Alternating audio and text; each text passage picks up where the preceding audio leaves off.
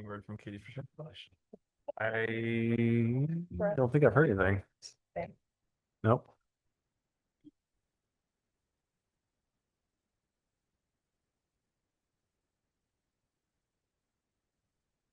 Okay.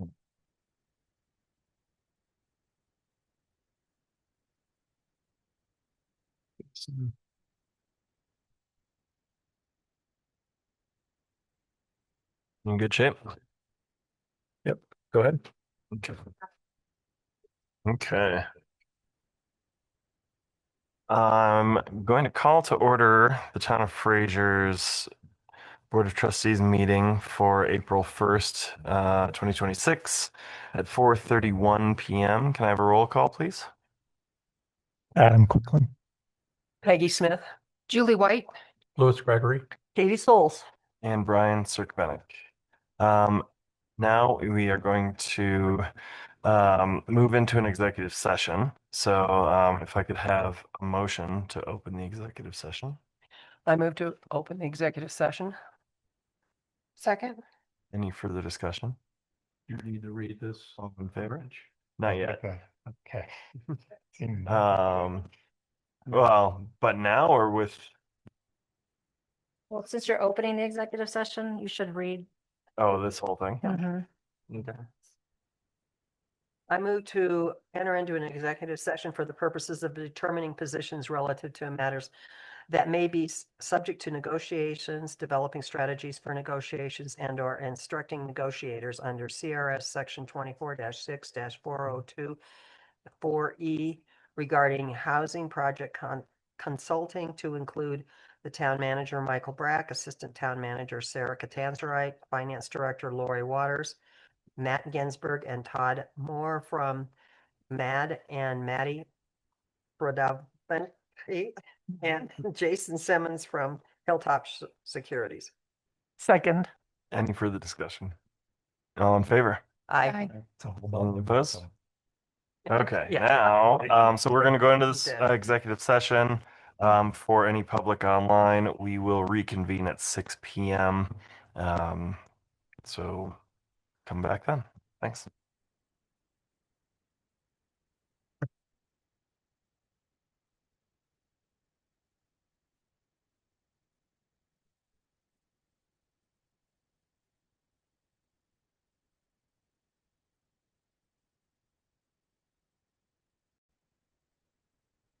Todd and Matt in yet? So if you lock the meeting, it's going to even allow him to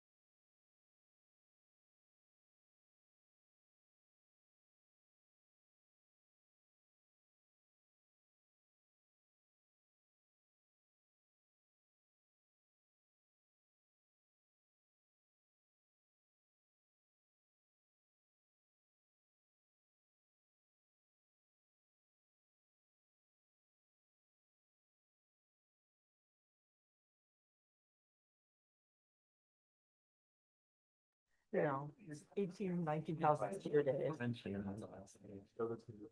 Worst conditions. You guys are live? Yeah. We are live. Okay. We're recording. All right.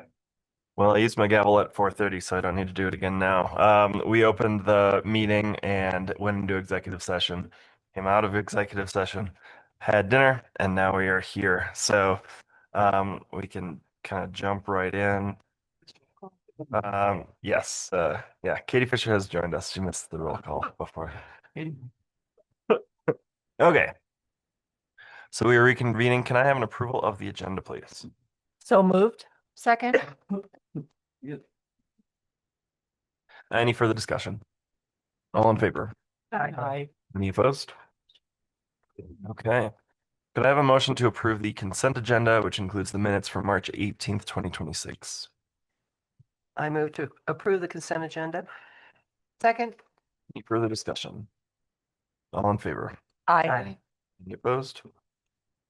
Okay. We are going to move on to open forum. This is for business not on the agenda. If you'd like, you can approach the podium and speak for 3 minutes. Again, you'll have opportunities to speak on the other things on the agenda. So this is just for open forum in general. Okay. Go ahead. Good evening, Board of Trustees. Brandon Jones for the record. I just want to keep this brief, focused, and really focus on intent here. I know it was an item on the agenda, maybe moved into executive session, so I just want a couple brief words about it and get through it. So, I will really want to note the core financial risk of the St. Louis Lending Project and kind of going into another bridge loan and sort of something you guys have expressed in the past, what happens if these bonds don't close, and some of the board members had voiced concern. So, we're basically proceeding with this project should another funding gap, a bridge loan, be closed without permanent financing. That is an extreme risk to us, guys. And you guys know, I know you've done your homework. You guys have been through this a lot. But again, another 2.2 million, if that's what will actually be in front of the board, to get a potential closing in May. Again, there's no guarantee that closing will occur then. So it's like this vicious cycle. And I understand the I understand the another agenda item. But I understand how this is could get into a situation where obviously incurred costs and increased cost on stopping the project. I mean, I do this every day too, guys. I absolutely understand the risk around stopping a project, but maybe consider a greater risk in continuing and providing bridge loan financing in subordinate loans. These loans are subordinate out 30, 50 years before they get repaid. So again, I really implore you guys to really take caution with this. I know we've spoken on this a lot. So again, capital stack is not fully real, right? We're relying on future grants that are not closed, which I really appreciate the town manager been following you guys pretty closely. Really smart. Some of these grants you guys are pulling. I appreciate that a lot. It's smart stuff to do this, but again, those aren't closed, right? Tax credit proceeds that come later and operating cash flow extending out decades. So again, it's just one of these things that we don't want to continue going through. And I think at this point, if we do another 2.2 million, it's nearly $10 million in subordinate loans of our tax dollars. So it's not a secured repayment. This is a contingent repayment. Again, it's a very big difference in a secured repayment versus a contingent payment. Contingent payment being if this, then that, right? So that's what the subordination of these bridge loans really mean. So another thing I wanted to earmark here is that the project has changed a bit from what was originally presented, and we understand that happens. Again, we do this every day. It was initially described as 176 units with childcare, around 66 million. Now we're at 129 units at 75 million. So keep track of those costs, where we started, what we voted on, and where we're landing. St. Louis landing, right? Oh, okay, guys. Well, I appreciate the time and just wanted to, bring this up and just implore you guys really careful. Thanks. Thank you. Thank you. Thanks, Brandon. Hey, my name is Barry Young. I live primarily at 134 Cousins Ridge, but about 2/3 of the time I live at 410 Xerox Street. I'd like to talk about the wastewater meeting that we had several months ago with that fellow named Sheldon. This And is on follow the up and agenda, see if Mary. what This is on the agenda. So we'll give you I a thought chance we to. could talk about. Yeah, that, no, we're not doing that agenda item I yet. know, I want to talk about this and ask for a workshop. Can I do that? Yeah, oh, yeah. Let's talk to Jen. So real quick, we had the meeting with Sheldon. During the meeting, I asked him if we could find some simple solutions to this issue. And you all offered to have him come out to any brewery distillery. And he came out to our distillery, spent about an hour with me and Jenna. We went through every aspect of what we do. He then went to the wastewater plant and I'd like to ask if you all had any follow-up conversations with him. We did, and he told me before we went to the wastewater plant that there are two potential issues, pH issues and VOD concentration. So afterwards, he followed up with me, he said pH is not an issue. He said the amount of VOD when we released 150 gallons at one time could be an issue. And that if we release it very gradually over 8, 10, 12-hour period, then it'd be more like household waste. So number one, I'd like to ask, did you all have any follow-up with him after you went to the plant? So I'm happy to provide a response. So Barry, for clarification, Sheldon was the representative for the on-site treatment facilities for the Yes. individual breweries. Okay. All right. No, we provided him as a resource as appropriate to the brewers and distilleries. We have our team is looking at what on-site treatment could look like, but we are also looking at expanding the plant. So we can't essentially that puts the carriage before the horse for this type of thing. We're looking at a pretty substantial expansion of the plant, maybe doubling the size of the plant and meeting new requirements from the state. Because we haven't been subject to those requirements in the last 10 years, and we're getting a new permit to discharge treated wastewater into the river. So we're evaluating if once we understand what the capacity needs are for the next 20 years, which we did have in the last board meeting. We did talk about what Fraser's projections were for the next 20 years. And that's gone out to the GFOC as well. So once we meet in April, this month, May 14th is the next GFOC meeting. We'll be discussing those capacity needs and then handing that to our engineer as far as how can we meet those needs and the new requirements and potentially looking at what on-site treatment could look like. Okay.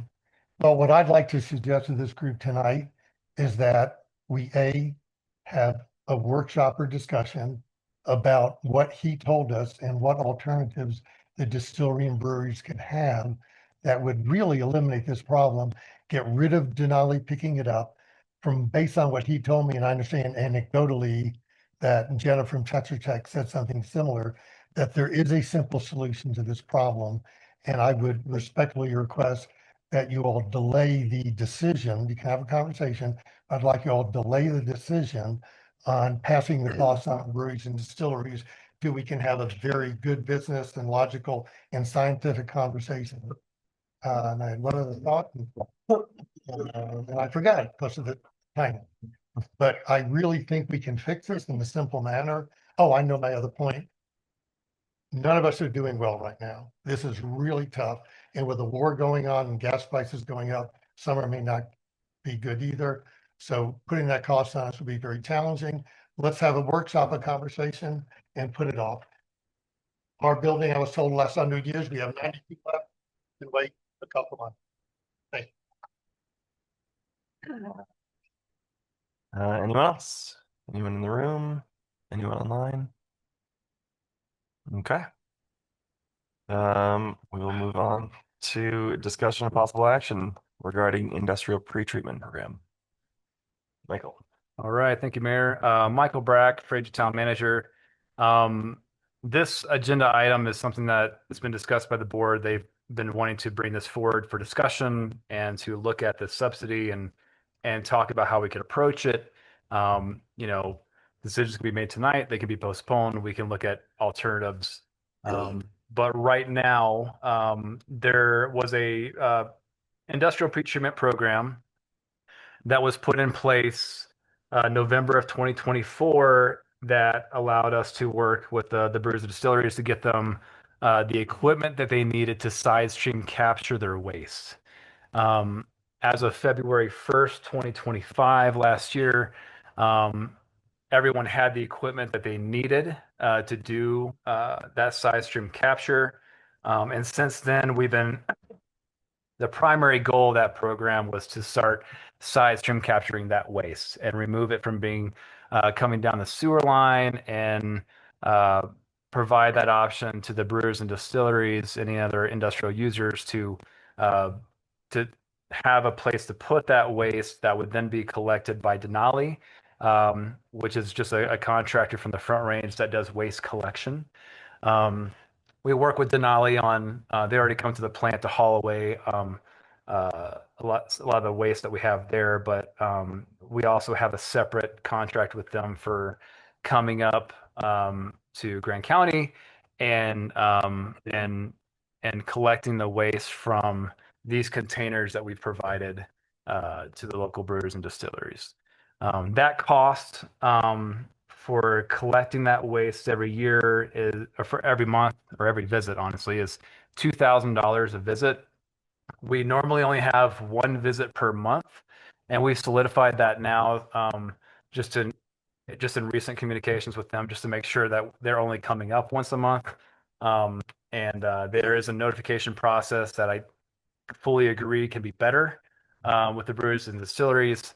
It's just how to coordinate that is something we can continue to work on, if not done internally between these various business owners. Um, so we have this 50-50 split with Grant County Sanitation District number one and the Fraser Sanitation District. And so 2,000 a visit, normally $2,000 a month. We pay that $1,000 a month for this to come up. And what my understanding is when they do come up, they do go to each location and see what waste is available. It hasn't been a perfect process by any means, but it has been a means to collect that waste so that if brewers and distillers are creating more waste, they have a place to put it. So essentially that $1,000 a month for the town of Fraser, that has been coming from ratepayer revenue, right? So people in Fraser who are paying their quarterly service fees for water and sewer. And I do have some information on here as far as what those collections have looked like, essentially over a 12-month period. Um, and what a cost structure could look like to recuperate those dollars. And that is kind of laid out here. And based on what the totals were by businesses here in Fraser, I kind of worked on what would be the best way to collect that, assuming that they continue to maintain their current processes, and that they continue to have that waste. Things can fluctuate, but ultimately the town would be made whole or nearly whole from this type of formula for a tiered monthly fee as these pump trucks come up. Um, I did reference in here that there could be better coordination with the brewers and distilleries as far as if there's a month where they don't need to collect anything, or they could at least kind of coordinate on when they want to have waste ready for pickup. If the pump truck doesn't come up, there's no charge, right? So we wouldn't bill that to the brewers and distilleries. So if there were 6 months, if every other month, for example, they were able to coordinate on when they want their waste collected, you only have them coming up for those months. So instead of 2,000 a month, maybe it's, I'm sorry, 1,000 to Fraser a month. It could be 1,000 a month to Fraser every other month, and then recouped through monthly fees as only applied when we have months of that service. So that's the discussion tonight is, do you want to continue to have this program subsidized for that collection? If so, I think this cost structure makes sense. happy to look at some different alternatives of that cost structure. I would recommend not putting this in place until we have the invoice from June for collection services in June. So it does provide some time to get to the summer months for the brewers and distillers to financially prepare for that type of impact if that is the board's decision. And just be able to better plan for that and coordinate ahead of time where they can maybe distinguish which months they would like to have collection with, or which months they would like to avoid any type of cost for that service. And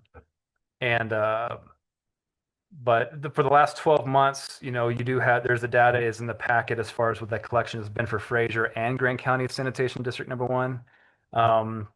And and how that the tiered structure works based on the amount of waste collected.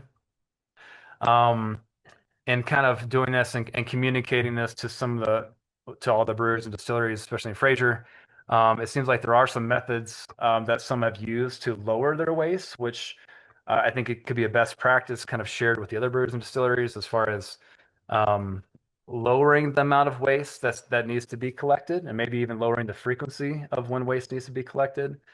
And so there's some practices that have been done by some of the breweries that I think work really well for lowering that waste, and could hopefully drive down the service frequency for this type of thing. I do think that um, you want to continue to have Fraser paying for this so we can have the data firsthand as far as how many gallons of this waste is collected every month.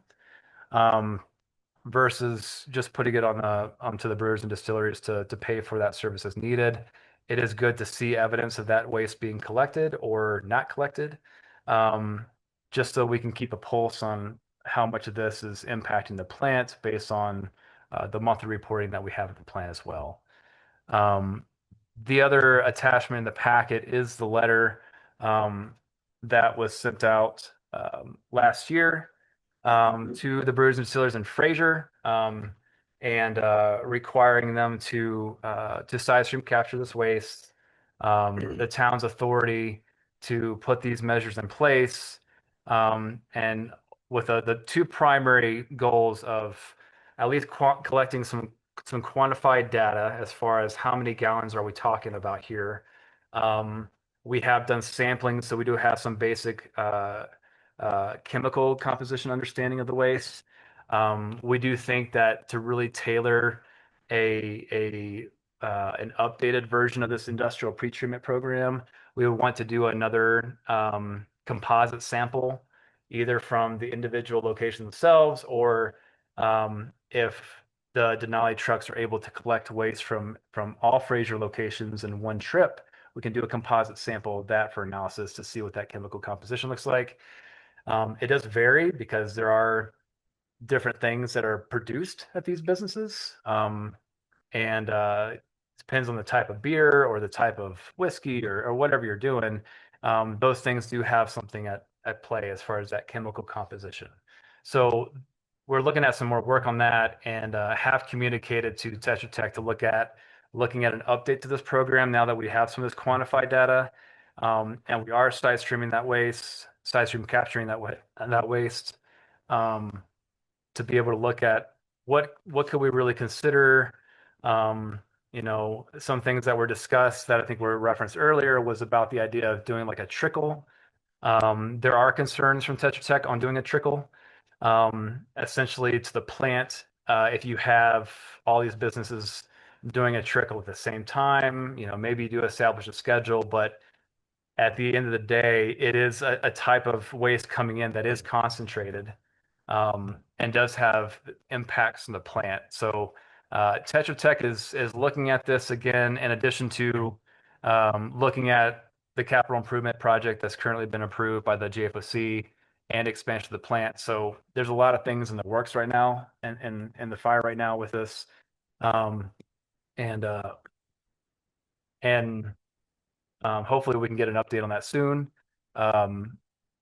But just from hearing some discussions and comments from the board, sounds like you guys would like to go ahead and discuss this and see what makes sense.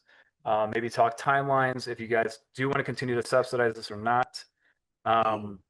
We do think at this point it is necessary to continue this side stream collection process, and make that available to all the brewers and distilleries, and recoup that fee as desired. So happy to answer any further questions on that. But again, looking at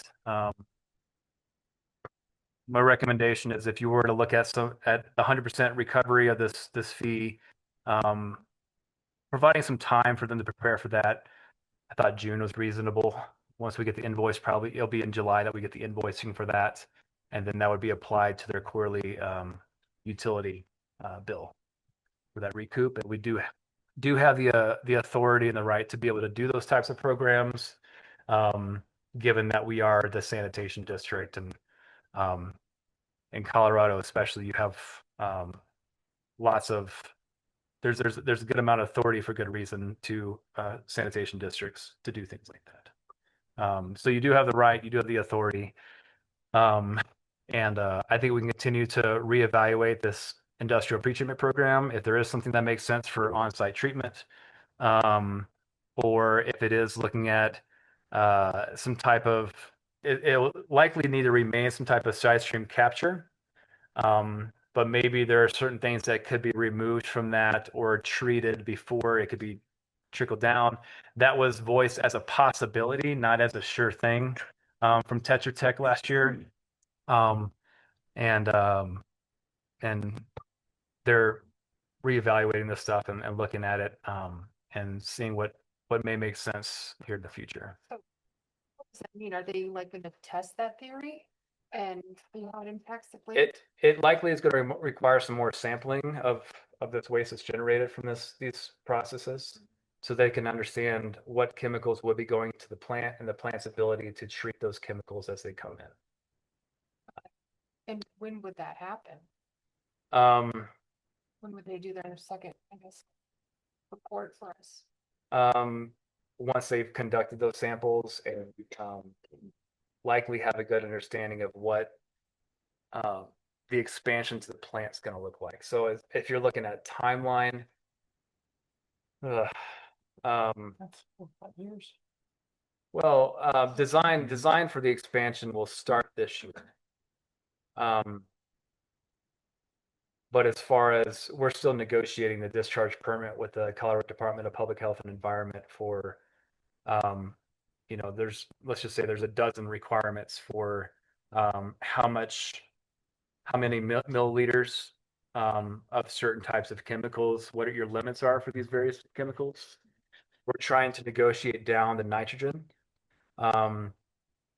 So once we have an understanding of that, that'll really dictate, in addition to the capacity requirements that we need for future expansion, what an expansion to the plant looks like, and how any type of on-site treatment could be accommodated if that's a reasonable option. But the issue in the past is looking at the on-site treatment at the wastewater treatment plant is just from a policy decision of putting in place, potentially having to hire another full-time employee and buy and maintain equipment at the plant for a small user group, I think is a conflict financially. But ultimately, it's a decision at some point how much you want the ratepayers to pay for that type of service. So at this point, the side stream collection really makes the most sense. $1,000 a month compared to if you had to bring on another employee and machinery and maintenance. But we're still going to look at that option because there could be a benefit at some point to, if we can integrate that into a certain point of the treatment process at the plant with an expansion, that could be beneficial as a carbon source. But those things are being evaluated, and will be evaluated once our engineering team has an understanding of the next 20 years needed for development, and what that on-site treatment could look like, in addition to just where do we land with the Colorado Department of Public Health and Environment for the treatment requirements that will be in our permit that we have to be able to meet with the state to be able to maintain our ability to discharge treated wastewater into the Fraser River. Michael, what are other mountain communities doing with this? I mean, how do they handle this problem? Yeah, a lot of them do side stream capture like what we're doing right now. Depending on the size, if it makes financial sense, they do require on-site treatment. So there is types of machines. Barry reference Sheldon, who um, we hosted a meeting with and provide him as a resource and tried to coordinate with the local businesses as far as what type of treatment options could be available at their individual locations. And you really, I think, have to have a level of production that makes sense to have that type of equipment on. I think it may or may not work for some of the ones in Fraser. Maybe it's more likely for some of the larger producers in Winter Park, but that was just kind of given to them as a resource if they wanted to pursue like that type of on-site treatment. Cost of that. But A piece of equipment. It's all over the place. These guys could probably talk to you about it, but my understanding is very expensive. Yeah, I'd imagine. and I would the, imagine so the it's very towns expensive. aren't subsidizing it. No, and there's no such thing as like a industrial treatment, like a wastewater treatment plant that's just built in for industrial use. Typically, when you have large industry like you see on the Front Range or Coors Brewery, for example, they have their own wastewater treatment plant that focuses on this treatment. It does not just go into the city of Well, it Golden doesn't work wastewater. very well seeing the water. Yeah, they're in violation. But when you're in small communities, the economies of scale, I just don't think usually makes sense. But maybe there is a way to look at how we can treat this. Again, I've talked to some of these guys recently. Just there is, and I'll let you speak to it if you want to, but it seems like there's some good options for lowering your waste that would be needed to be collected, and hopefully you only need to empty your, I think it's a 300-gallon tote, 500 gallon tote. Some of them prefer barrels, so we provided barrels, but otherwise we get these big 500-gallon totes at the plant that we gave them to collect this stuff. So hopefully you can use a longer period of time before you really need that tote serviced. So they charge $2,000 to come up regardless of how much they pick up. Yes, and there can absolutely be a better collaboration process. I mean, simply we don't have the staff or the ability to better coordinate that. We've had a lot of things going on at the plant that we're working on. And in addition to just in my role, working as my capacity as a town manager. So right now Denali coordinates it. So right now Denali sends out an email to all the brewers and distilleries asking if you do have waste that needs to be collected. Some of them are more responsive than others. I think maybe they might only respond once they actually have waste that needed to be picked up. But when they say, okay, somebody needs you to come up and service their waste, they go to every location. It's definitely, I think it's gotten a little more efficient over time. But now I have spoken to Denali as far as improving the communication and having them included on the monthly reports that they send out for that collection so that everybody's on the same page with that. That's some of the input that I got from the brewers and distillers, which I think is great. And when they do come up, if there's a better way to coordinate, we really need to we've only had 1 month, I think, where they came up twice. So it's 4,000, 2,000 to Fraser, right? But I've reiterated to them that we only want them coming up once a month, just to keep the costs low. And even if that cost is passed along to the brewers and distilleries, I think they would still want to keep that cost as low as possible. And I don't know if there's a point of contact that makes sense between the brewers and distilleries to help coordinate when pickup is needed. But I think that's been part of the challenge as well. It's just a lack of communication, which I think is getting better now. But just looking at making that as effective as possible. So, Michael, a couple questions. I'm wondering if this is, obviously we need to be education because we're part of the JFOC, but aren't these JFOC questions? If we're doubling the size of the plant in the next 10 years,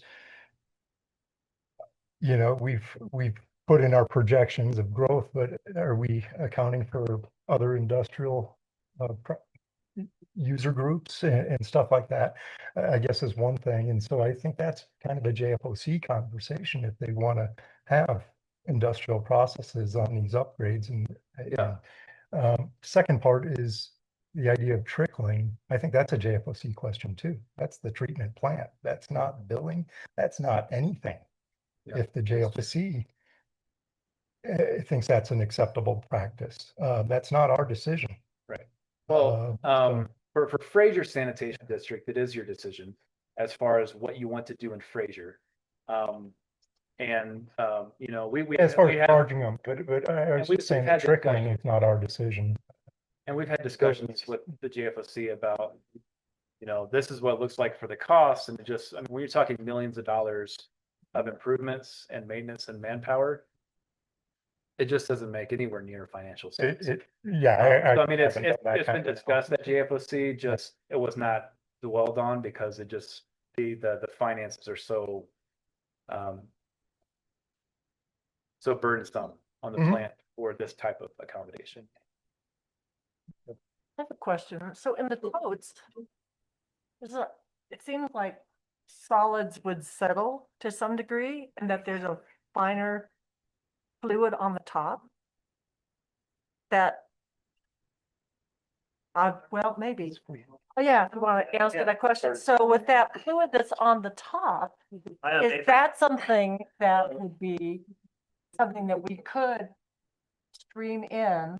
But I would say a process like that would take major communication from all the brewers. So they have only certain days that they do it. Yeah, so we kind of talked about this, which, we asked for this extension from 2 weeks ago because Barry was out of the country and we wanted him to be here, for this. So, I can't speak for everybody, but, everything's gone up in price, like the grain, the yeast, everything is getting more expensive. So we, at our brewery, crop as much as we can, our yeast. So that means that we'll brew into a tank and then we'll plan the next brew to the tank next to it or somewhere where we can pull that yeast and use it a second time or a third time. So we don't even dump it, a couple times. So it saves us money and it's less waste. So we've been doing that quite a bit. The totes are 300 gallons. 300. Like we have one of the big ones, but we have space so we can pull it inside in the winter, leave it outside in the summer. But, the trickle thing, we tried to find anything that Jenna from Tetra Tech put in any of the documents about doing like a slow trickle over 5 to 8 hours. And we couldn't really find anything, but she did say it to me personally. And she said it to Brian from Fraser River Beer Co., but he couldn't be here tonight. And we would still have to capture to do the trickle. So we'd have to capture it in one vessel each time we were dumping yeast or hops or anything like that. And then we would mix it with a bunch of water to bring the pH up or down, depending on what it is, right? And then we would just put like some sort of a nozzle on it that was like a reducer, and we would just barely crack it and we'd let it run like overnight. So the pH would be within range, and we can test that. We can also add chemicals to kill anything in there.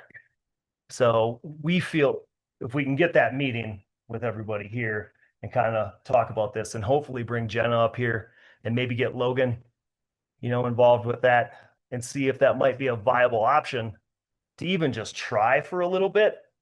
And if there is a problem, okay, well, that didn't work, But I'm excited that, possibly we could get heaters, to help with the winter for the bacteria health. So, Heaters Yeah. at the plant? yeah, the plant. Yeah. To keep that like 80-degree Fahrenheit optimal temperature for the bacteria during the winter. But I know that all costs money. I get it. Well, We're all still kind and of collecting them in those totes, allow the temperature to come down too, so you don't have that high temperature going through the sewer lines, right. which is great. Yeah. In my understanding, and I'm trying to, you guys have a better understanding of the chemical composition. Our engineers have a good understanding, but there is the pH, the temperature, and then there's the BOD. Yeah. And the total, the solids part, the yeast, the hops. Yeah, I mean, Nathan's been able to work on a process where he's able to remove that, which is great, and just kind of bag it and throw it away. And kind of maximizing the size of your tote before you need service, which I think Right. is Yeah, I fantastic. capture my hops in the bags that we first started with, Mhm. and then just put them in an empty grain bag and throw them in the dumpster. Great. So there's But- definitely some best practices Yeah. that I think you can really help with. Yeah. But I would like to add, I mean, the goal here is to get this solved, but also if we can save everybody money, that would be the best, obviously. We don't want anybody having to pay anything. And I think if we tried the trickle, that could really take care of it, because then you wouldn't have people leaving them outside to be frozen either during the winter, because you can get rid of it the night that you're moving it, Who's I- gonna, Again, is gonna make sure that you guys do that? Not saying I don't trust you guys, but someone has gotta make sure that that's how it goes down, or we just have to watch the plant then, if they do the trickle? See, and that's where it's Like- gonna get fuzzy, because I'll say right Get now your that pinky we promise? still kind of think that, this has to do with the influx of people over the holidays in December, January, and February, when there's been violations in combination with the cold weather in the winter, which we didn't have this year, so there weren't any violations. And it was slower than normal. So our concern is that we're still going to do this. And what if next winter is really cold and it's very busy and then there's violations? We don't want to be like, you guys weren't doing it. Of Right. course we were doing it. It's not very hard. Like, it's easy to do, Get So a trickle, that would be buddy. my You guys fear, trickle. well, it's not hard to like just crack a nozzle and let it drip. and again, like you can address the pH and you can address Yeah. the solids. Yeah. And you can address the temperature, but again, there's still, from my conversations with Tetra Tech, there's still an outlier, and Yeah. that's my understanding is the nitrogen and the BOD. And we've been told the whole time that the biggest thing is because it's a surge. Because when I dump my 8 gallons of yeast Right. from a 10-barrel fermenter, I dumped it at all at one time, Mhm. And so that was their thing. Like, it's the surge that Right. hits the plant at one time. So going slow over like 5, 6, 7 hours, then you don't have the surge and it should be okay. Do you guys now have a kind of a communication with each other, like who dumps on what day or any of that? Do you guys? No, because we all collect. I mean, they're just, you guys, None of us don't. you guys need a committee, Barry. So we've all been collecting all year, so we don't dump anything. Y'all need to have one person that's like, hey, this is, What the experts have told me is, we're the biggest producer. We have 150 gallons. He says it's like 150, 250 homes. And he said, if you dump that in right away, yes, it will be a strain in the system. But if you do that over 8 or 10 hours, it's like 10 homes. It's no big deal. right, So I will commit, we've met, we will all commit that number one, we will come up with a mechanism to reduce the amount of liquid coming out of our vessels. And as he says, so that and we'll do an experiment with water. We happen to have a PEC scientist on staff to make sure that if we have 150 gallons, it'll be expressed over a 12-hour period. We will work with the other breweries and distilleries. Well, I don't know if the distilleries. I hear Winter Park's not complaining. We will work together to coordinate. They will only do this on weekdays and we will take turns. We are willing to do this because my family lives here, my children live here. We have 3 grandchildren, hopefully 4. We're gonna live here forever. We want clean water. We want no violations. We want a great environment. We also want a good business environment. we will commit to fix all this. So my suggestion tonight is that we have a workshop. We don't have to have Tetra Tech come in. We can get her on the phone. Our Jenna will be there.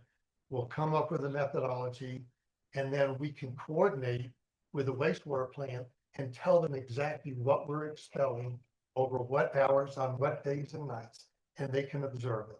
So I'm just saying, let's put this off.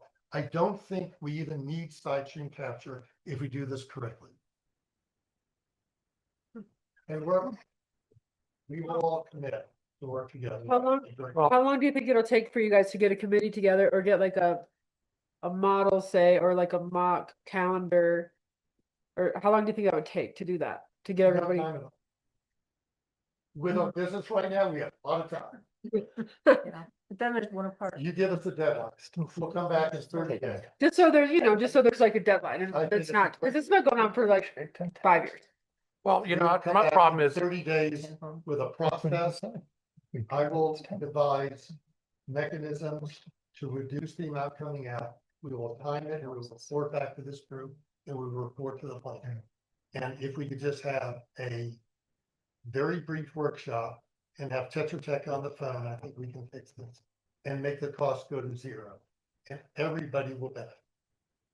well, my problem is if the town continues to subsidize this, then you guys have no incentive to be efficient and reduce the cost.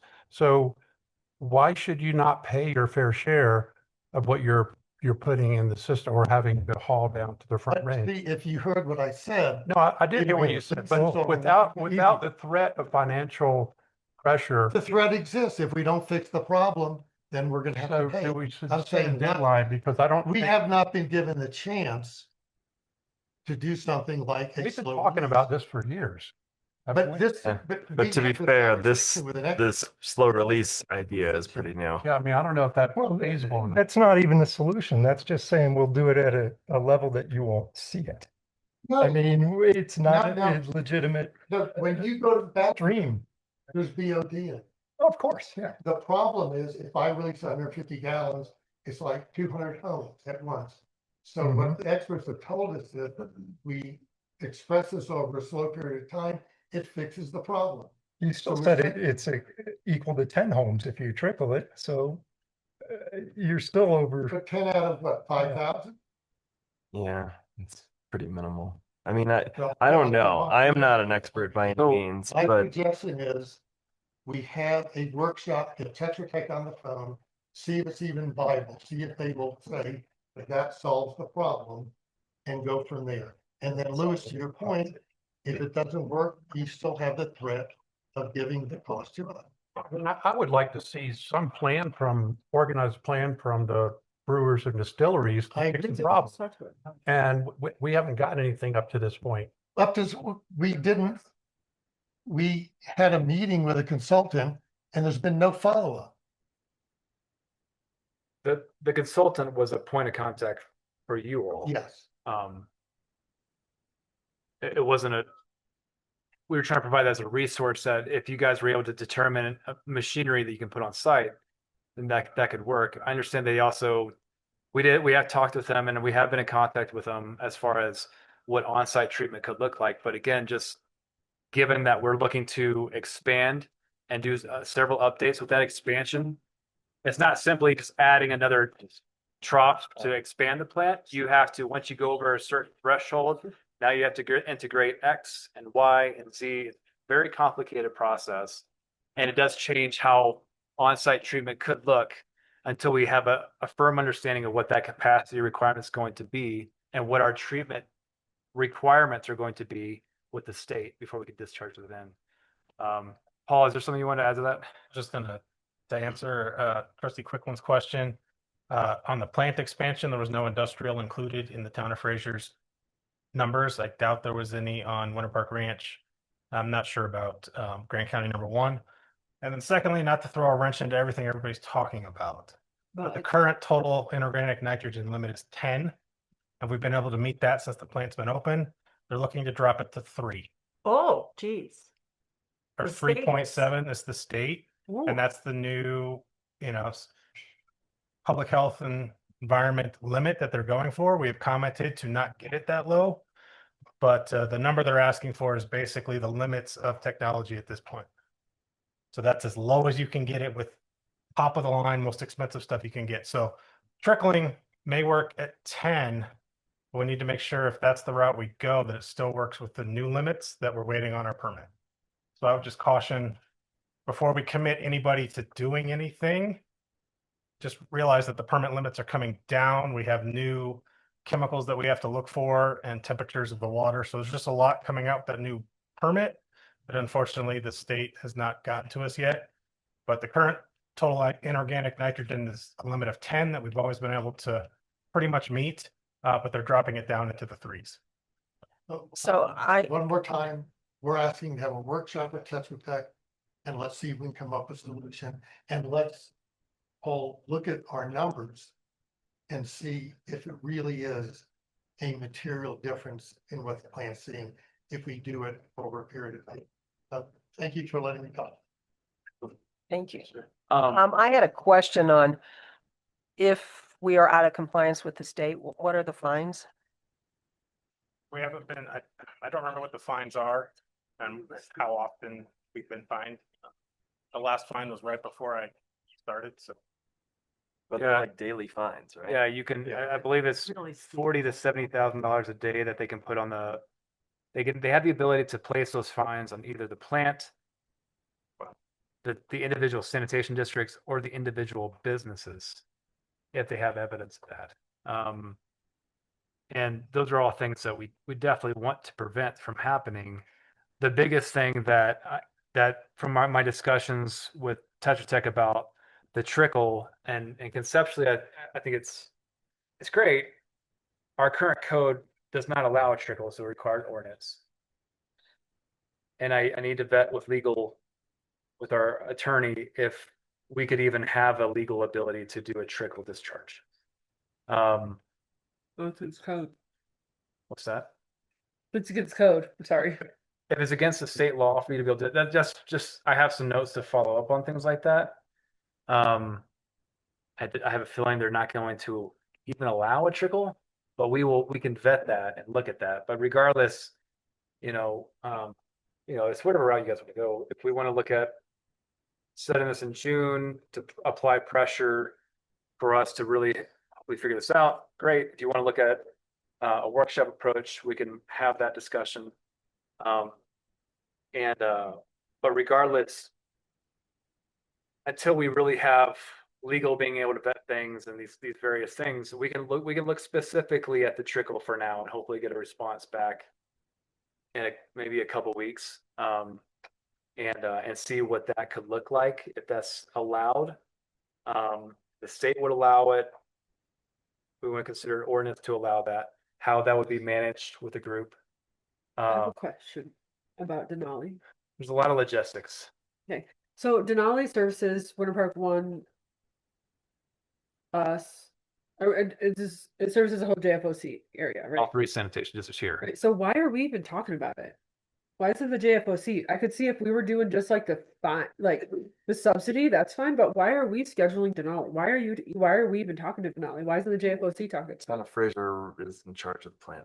So the JFOC made this decision, but ultimately the billing goes to the individual sanitation districts for relevant services. So Was Winter Park talking to Denali too? Grant County number 1 is the sanitation. Winter Park doesn't have their own. Right, I get it. They're not their own. Yeah. So is the town of Winter Park dealing with Denali? Town of Winter Park is not a sanitation district. Grant County number 1 is a sanitation district that services Winter Park. So there's part they Well, Denali bills JFOC. So why are Denali bills the town of Fraser. Well, we write the check. We have several agreements with how bills are split up based on how many online EQRs you have the plant per sanitation district. Those bills, they do come to the town of Fraser for our portion, and they go to Grant County number 1 for their portion, right? Because they're the sanitation district for Winter Park. Winter Park Ranch doesn't pay anything for this because they don't have these industrial users in their district. So that's how that's billed. Is Winter Park charging Hideaway and Big Trout? No, they're not. They're subsidizing their business. They are. well, I would be hopeful that they would look at adopting. Yeah, well, I don't. If we can figure out the trickle thing, great. If that is not an option, and we really need to continue the size streaming process, I would hope that they honestly would be responsible to the ratepayers, and put some pressure on that end. But Oh, wow. for Fraser, we are very much responsible for businesses within our sanitation district from a liability. But we should only Some be would responsible for the cost- subsidy part. To process the trickle, if we allow if you could do That's trickle. it. This is all. How much would it cost for the plant to process that extra 1,000 gallons a month? Well, hopefully nothing, if that actually does work as an option. It'd be more of a cost to the local businesses for the chemicals you need to put in the stuff, to lower the pH, lower the temperature. If there's a way to separate out the nitrogen, or treat that, I don't know, but we can continue that. We're continuing conversations with Tetra Tech to discuss this trickle, and I can dive more deeply into this specifically to see if this is an option. And both operationally and legally, if this is an option. Again, we would need to amend our code to allow for this to be discharged down, which maybe could be done as long as the state doesn't have a major issue with it. But the big difference between where we are now versus where we were 10 years ago is when you apply for these permits, you provide every single business that is on your collection system. And we didn't have brewers and distilleries back then, and now we do. And they're wanting to see these pretreatment programs in place, or some variation of that. Could be a trickle if that can work, to make sure that we have this honed in and that any industrial users that we are addressing any type of industrial waste that is coming down to the plant. Because otherwise that is going to result in higher limits, higher meaning lower limits for things like nitrogen and ammonia, and make that all the capital needs at the plant more expensive. Because when you go from 10 milligrams per liter to 3 milligrams per liter, I mean, that's millions of dollars difference that we're going to be looking at. So we're trying to negotiate that down or up. There's just so much. with Well, I this think we should topic, stay 'cause now we're I know. talking much about- longer. But knowing that if in the future, if there are still costs, it's not right that our ratepayers are covering the cost of the distilleries and brewers. And that's just that. We will come back. You spend a lot of time getting out with every meeting. And we'll come up with time frame and rate and stuff with that.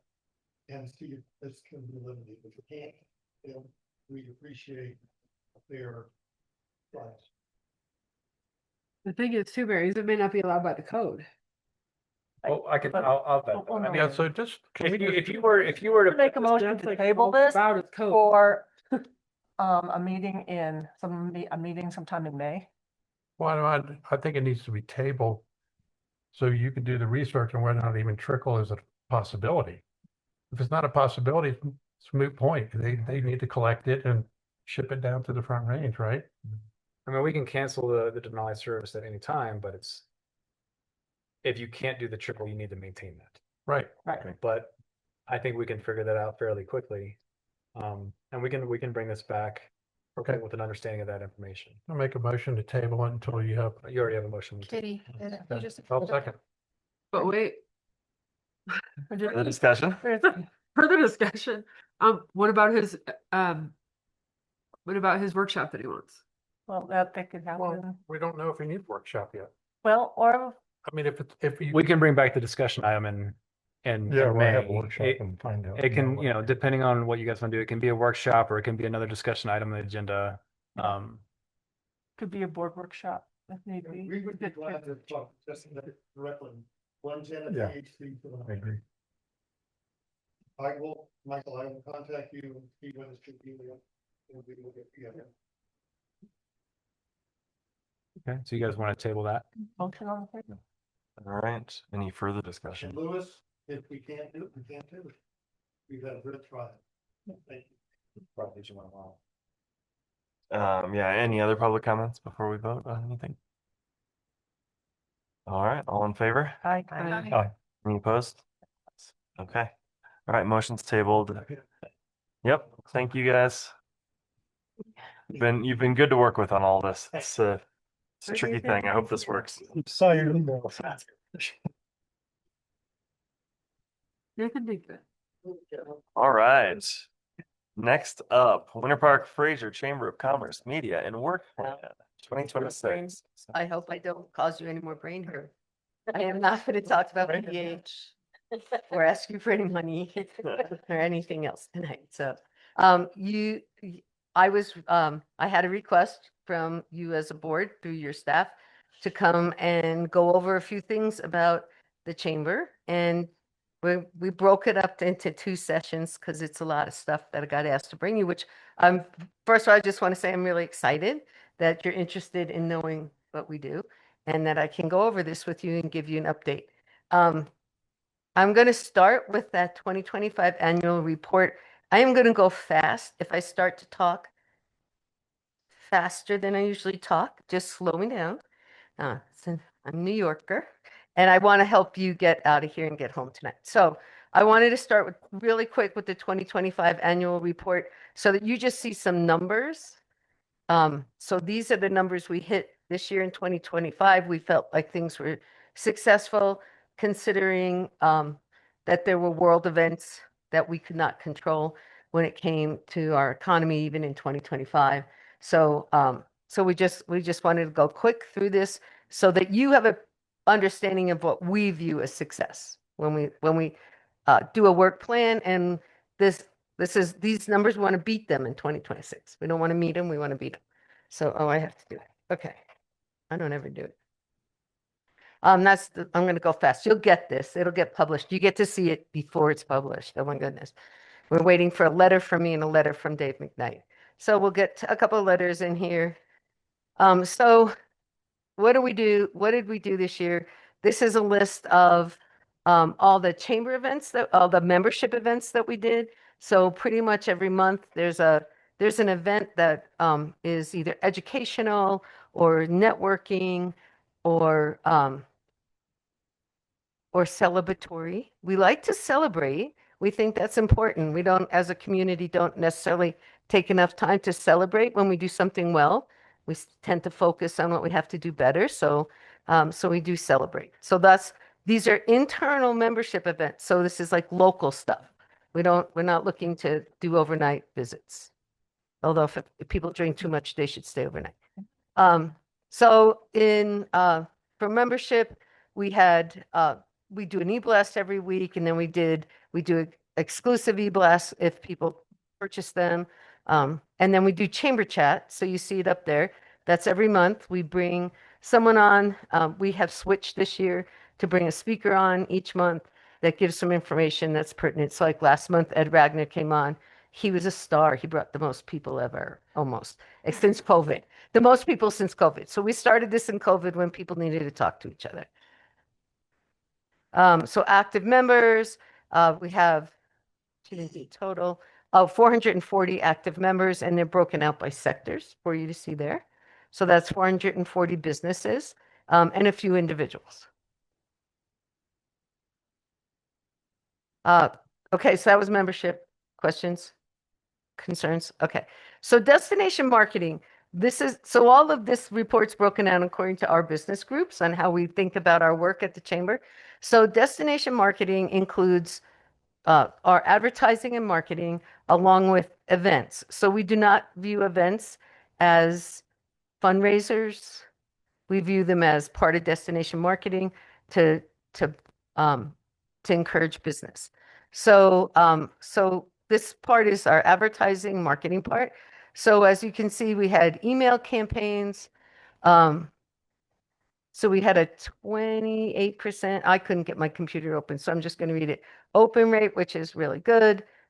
We have this piece called the Experience Pass. If you haven't signed up, you should, because you can always get 20% off at Rudy's and things like that. It's there for you also. So it's a savings pass.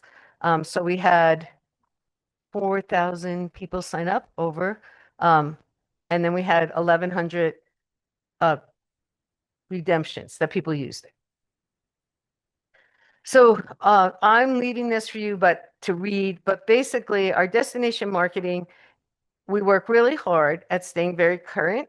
Most of our marketing is done through social media because that is where the traveler is getting their information in general and making their decisions from. So we do very little print. Pretty much the only print advertising we do is with the Colorado Tourism Office in their visitor guide. They do a magazine once a year, and we do take an advertisement in there. But most of our money is spent with them on their digital page on colorado.com. So you can see that we had lots of web visits. I can't read, so somebody might help me. But altogether, advertising clicks, we had 495,000. We have great following on Facebook, great following on Instagram. So these numbers are from when we work with our advertising agency. So we work with an agency named Miles Partnership. They work with the state of Colorado. They work with several other states on their tourism marketing efforts. And by working with the advertising agency, we end up with this giant team of experts because anymore you really can't expect 6 people at the Winter Park and Fraser Chamber to be able to do this. So it takes a big team to be able to do the online pieces and keep us current and keep, most importantly, the back end of our website current so that guests are finding the right information there. So that was advertising. I'm going to show you the whole advertising plan in a bit. So then we did chamber events. We did a lot of them, so they're up there. So chamber events are the ones that we put on or third-party events. It's like the Blues Festival. You see third-party events. We don't put that one on. We help coordinate it. Our goal in the next, as soon as we get it all done, I get to retire. But so however many years that takes, is that we stop risking as many public dollars on events and we bring in more third parties. So the Blues Society is a good example of that. This year, we're also working with, for Revel in the Park, we're working with 2 much bigger music promoters to take risk with us. So they're actually putting money into it so that we don't have to risk as much public money. Our gravel bike race, we just sponsor it for a small amount of money. And this year, they're expanding the gravel bike race to include a 50K because people are crazy, but they do spend lots of money and there's lots of them. There'll be a 50K, a 20K, and a 10K. And we're working with Winter Park Resort on that, and the course will be up at the resort. So 50K up the mountain, come back down again. Yeah, you get ready, Michael. I see you at the gym. You're going to be there any minute now. You'll be ready. So we've added that in. That's a third party. We don't have to have the capacity to go mark a 64-mile gravel bike course and a 50K running course. We bring somebody in and we pay them some, and then they get to keep all the revenue. So we're trying really hard to get all of our events to be like that. Sorry, did you say 50K run? Yeah, it's a trail run, 50K trail run. It's a bike run. No, sir. 50K, no, there's the bike part's the gravel bike race. I was thinking bike too. I don't run or bike, so I don't. It's a really long ways. So basically, it'll start at the base of Winter Park and go always up to Lunch Rock and come back and do some loops and then end up in downtown Winter Park, running on the trail. I know. Me too. I get that feeling. So at events, we had over 30,000 attendees. Those are not 30,000 individuals. Some people come to all of the events, but we count them each time. We do a survey after each event, and in that survey, it includes asking people, did you spend the night? How many nights did you spend? Did you go out? How much money did you spend? And through that, we end up with the economic impact of 5.5 million directly from the events. So they come from out of town, they spend lots of nights. This is an average over all the events. And we also get scores, and they like our events. They score pretty high. So some of the events had ticket sales, some of the events had attendance, and you have this in your packet, so you'll be able to see which events get the most. Usually Jazz Festival is the biggest and most consistent event that we do. And no, we're not getting rid of it. So Patty LaBelle this year, you're all going to come. I know. So operations, this is just us. This is the other business part. So this is running the information center, doing local marketing campaigns like the Winter Park Way, making sure that we run a business that is a solid business model and that we practice best business practices. So, and then also the local things that we do, like Share the Ride. So we oversee that program to help people encourage people to use the bus. And they enter to win prizes, and that's usually, like close to 3,000 people have already entered that they're to win prizes. So, so we do that. And then we do some holiday things. And then revenue. So, this is the financial overview for revenue this year, and it's broken out. So we're at 2.7 in revenue. And just to go, can I go backwards? Yeah, just to go backwards. So the town of Winter Park contributes 1.5 last year. Town of Fraser, thank you very much, at 15,000. Then we sold 662,000 in tickets and registrations. Membership dues is 177. So when businesses contribute, they do contribute, but we have not raised dues in over 10 years. So it's been a long time. Sponsorship is 244,000, then grants. And last year we did receive a grant, a $100,000 grant from the Grand County Tourism Board. And obviously this year we aren't. We're getting $50,000 because of the changes, but then I get to sit on the committee that gives money to childcare. So it feels good. That's what the community wants. And then the info center sells some merchandise, not very much. And, oh, I went backwards. I don't ever drive myself. Expenses, chamber operations, that includes staff, that includes salaries. Marketing, we spent last year $442,000. Events, we spent 1.3. Community development, that included Share the Ride. It included the work that we did on wayfinding and the work that we did on sustainable communities. And then, so the total was 2.6. And thankfully, that's how it worked out from some things that happened. And we had enough money to pay for Big Gigantic. That's where that came from. So that's our annual report for 2025. Now we're going to switch. Questions on what we did in 2025? Just kind of want to give you some numbers so for us, success isn't like 500 followers on Facebook. That would be bad. Oh, this is the marketing plan that we cannot see on the screen. But when you get to look at it, if you're interested, just call me and I will run you through it. Basically, I just wanted you to see that our placement is anymore. It's not necessarily by region, it's by person now. So it's active outdoor people. That's who we're going after. We do a lot of times narrow it down by zip codes so that we know we're that we're spending money on social media in areas that we know people are coming from now or potential to come from. So that's all of this is how we spend. The budget's $320,000 with Miles Partnership, and that includes the upkeep on the website, all this advertising, e-newsletters, Facebook, Instagram, those pieces that go out that you probably don't see much of because we don't care if you see it because you already come here.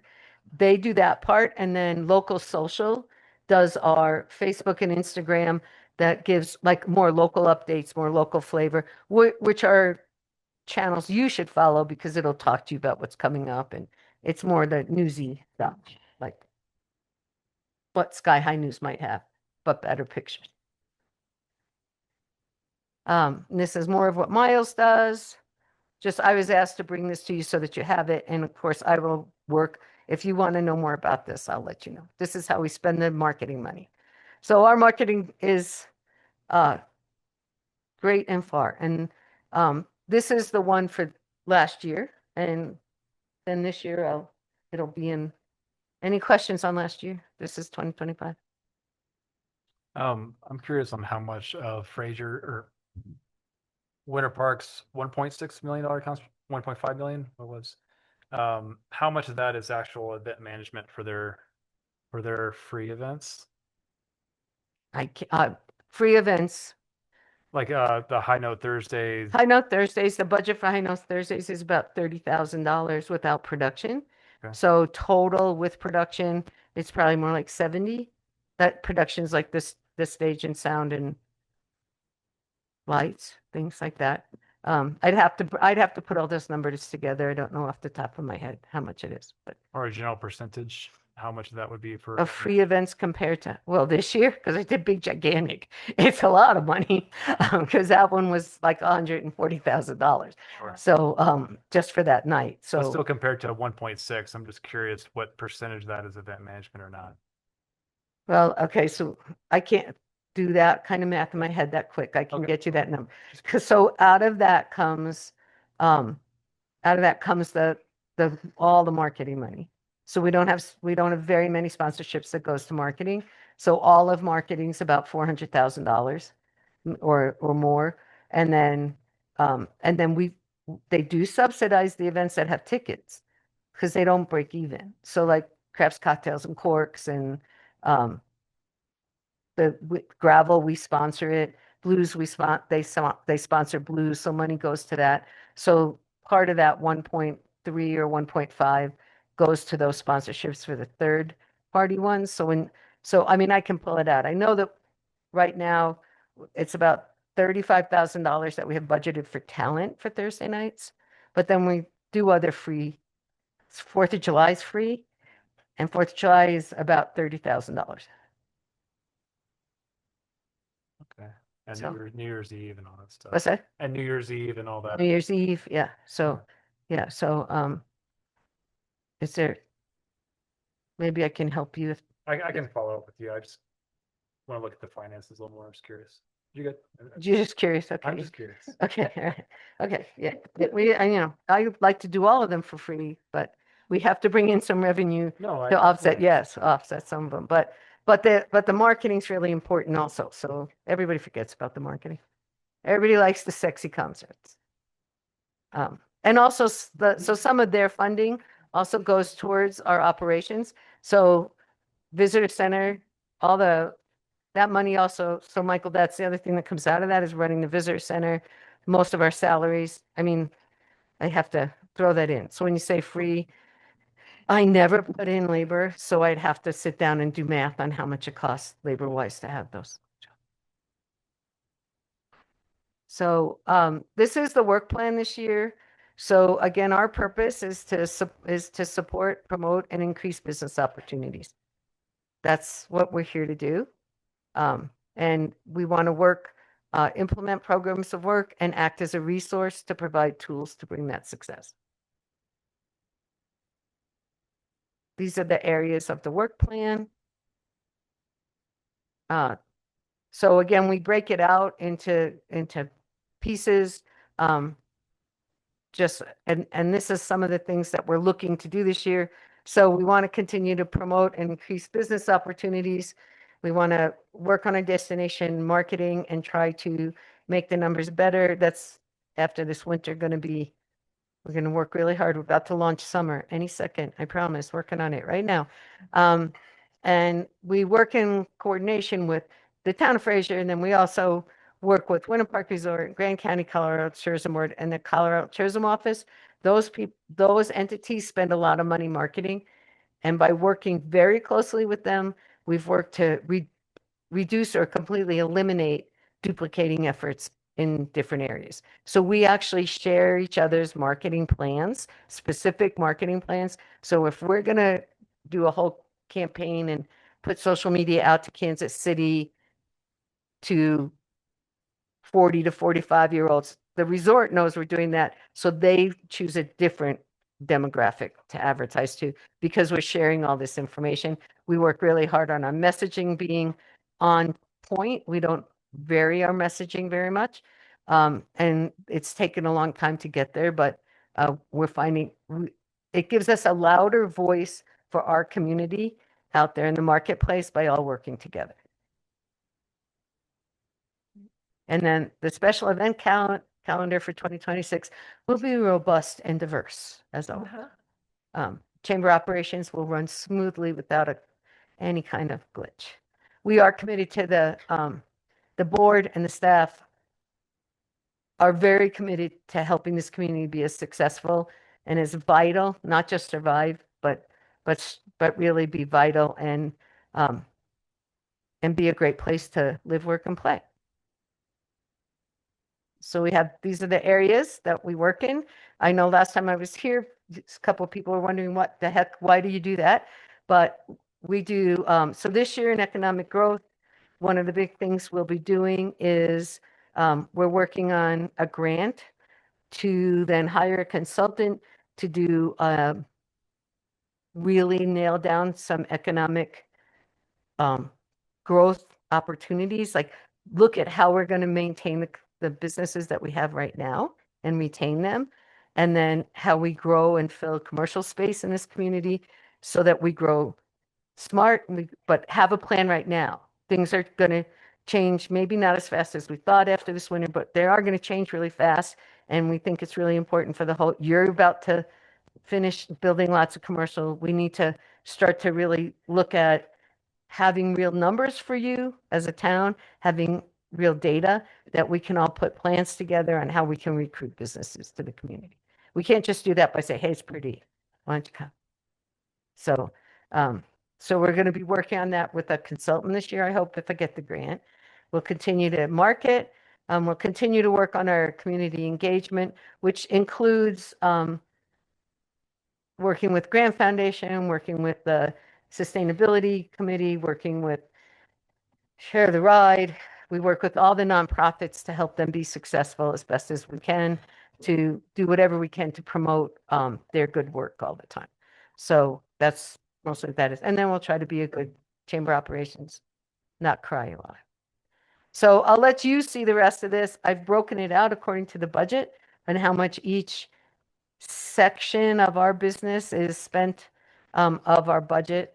So economic growth, and like I said, most of that $80,000 will be spent on doing this research project.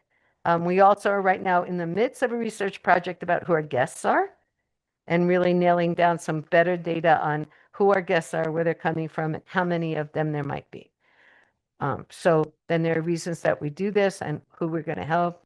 Real estate, we're going to work on continuing to get people out and about and do things besides music. We work with the lodging community also to try to work on them. And then just so you know, one of the things that we do and have done in the past is to act as the political action committee for diversified campaigns. So if you start to think about things, we do already have a PAC set up. It stays in place with the Secretary of State.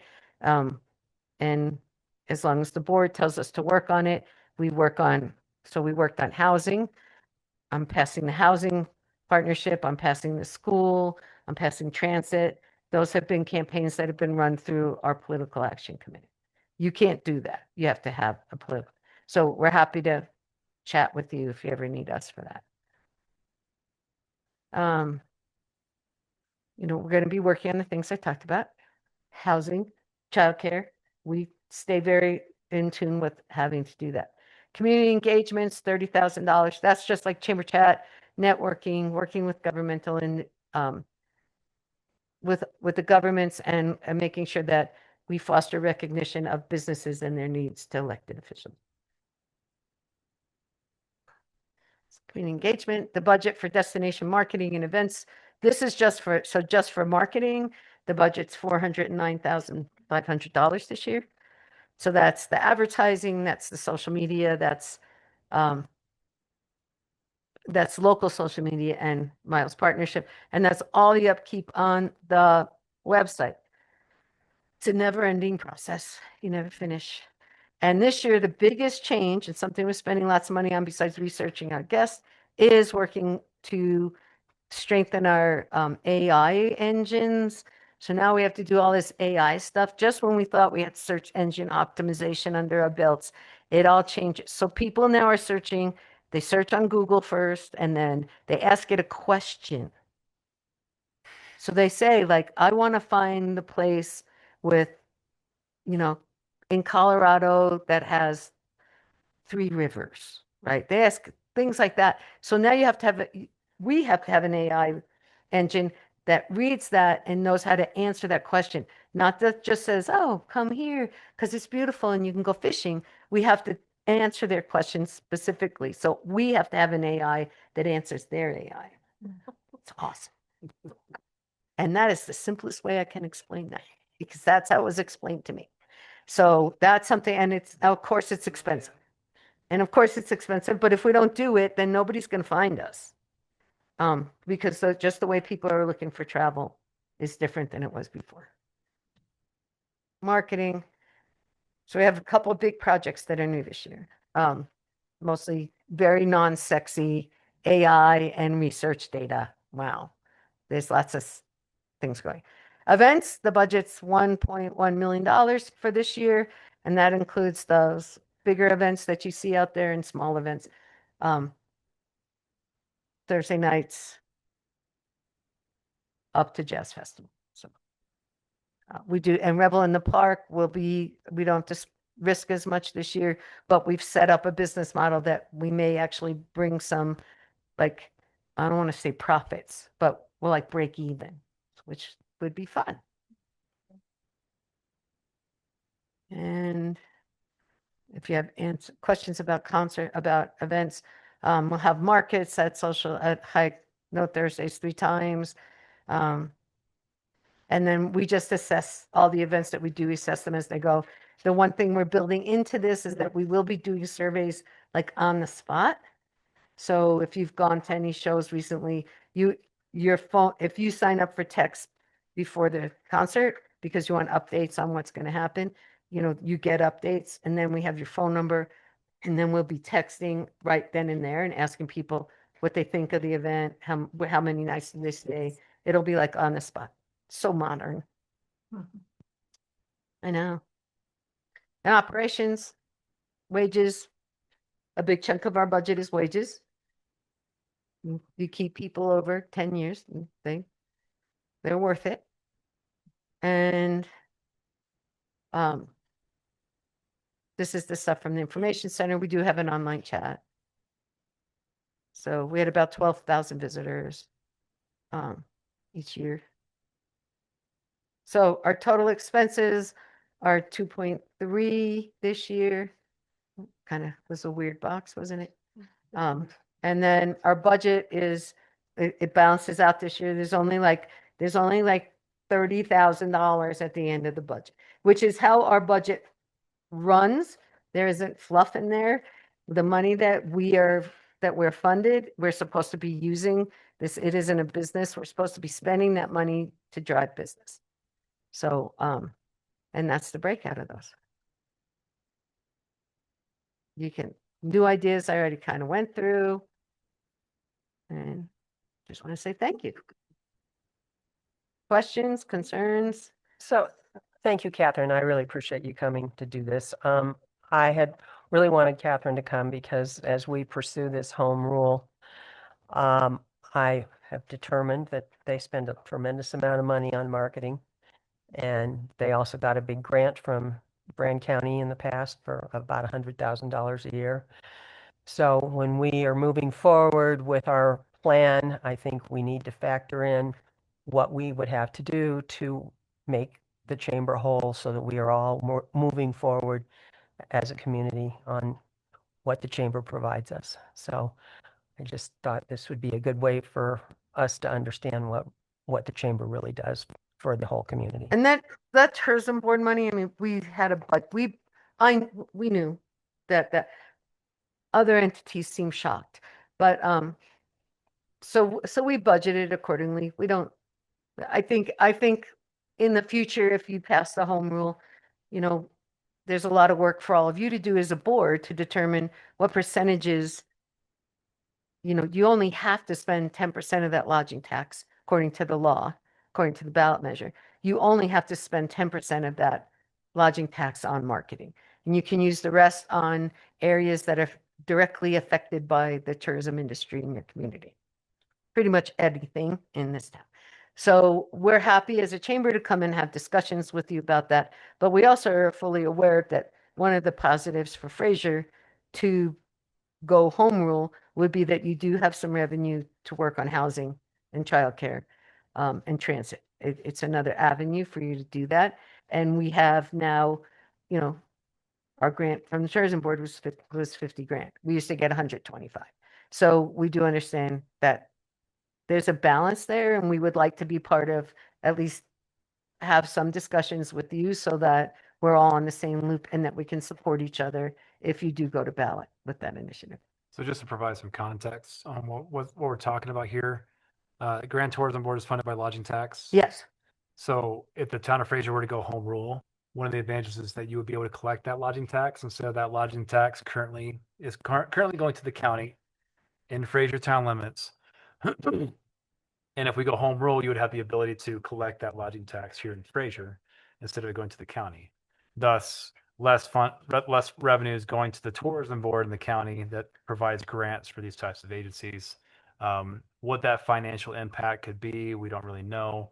If they're providing grants of, on a scale of $100,000 to $110,000, they're not now.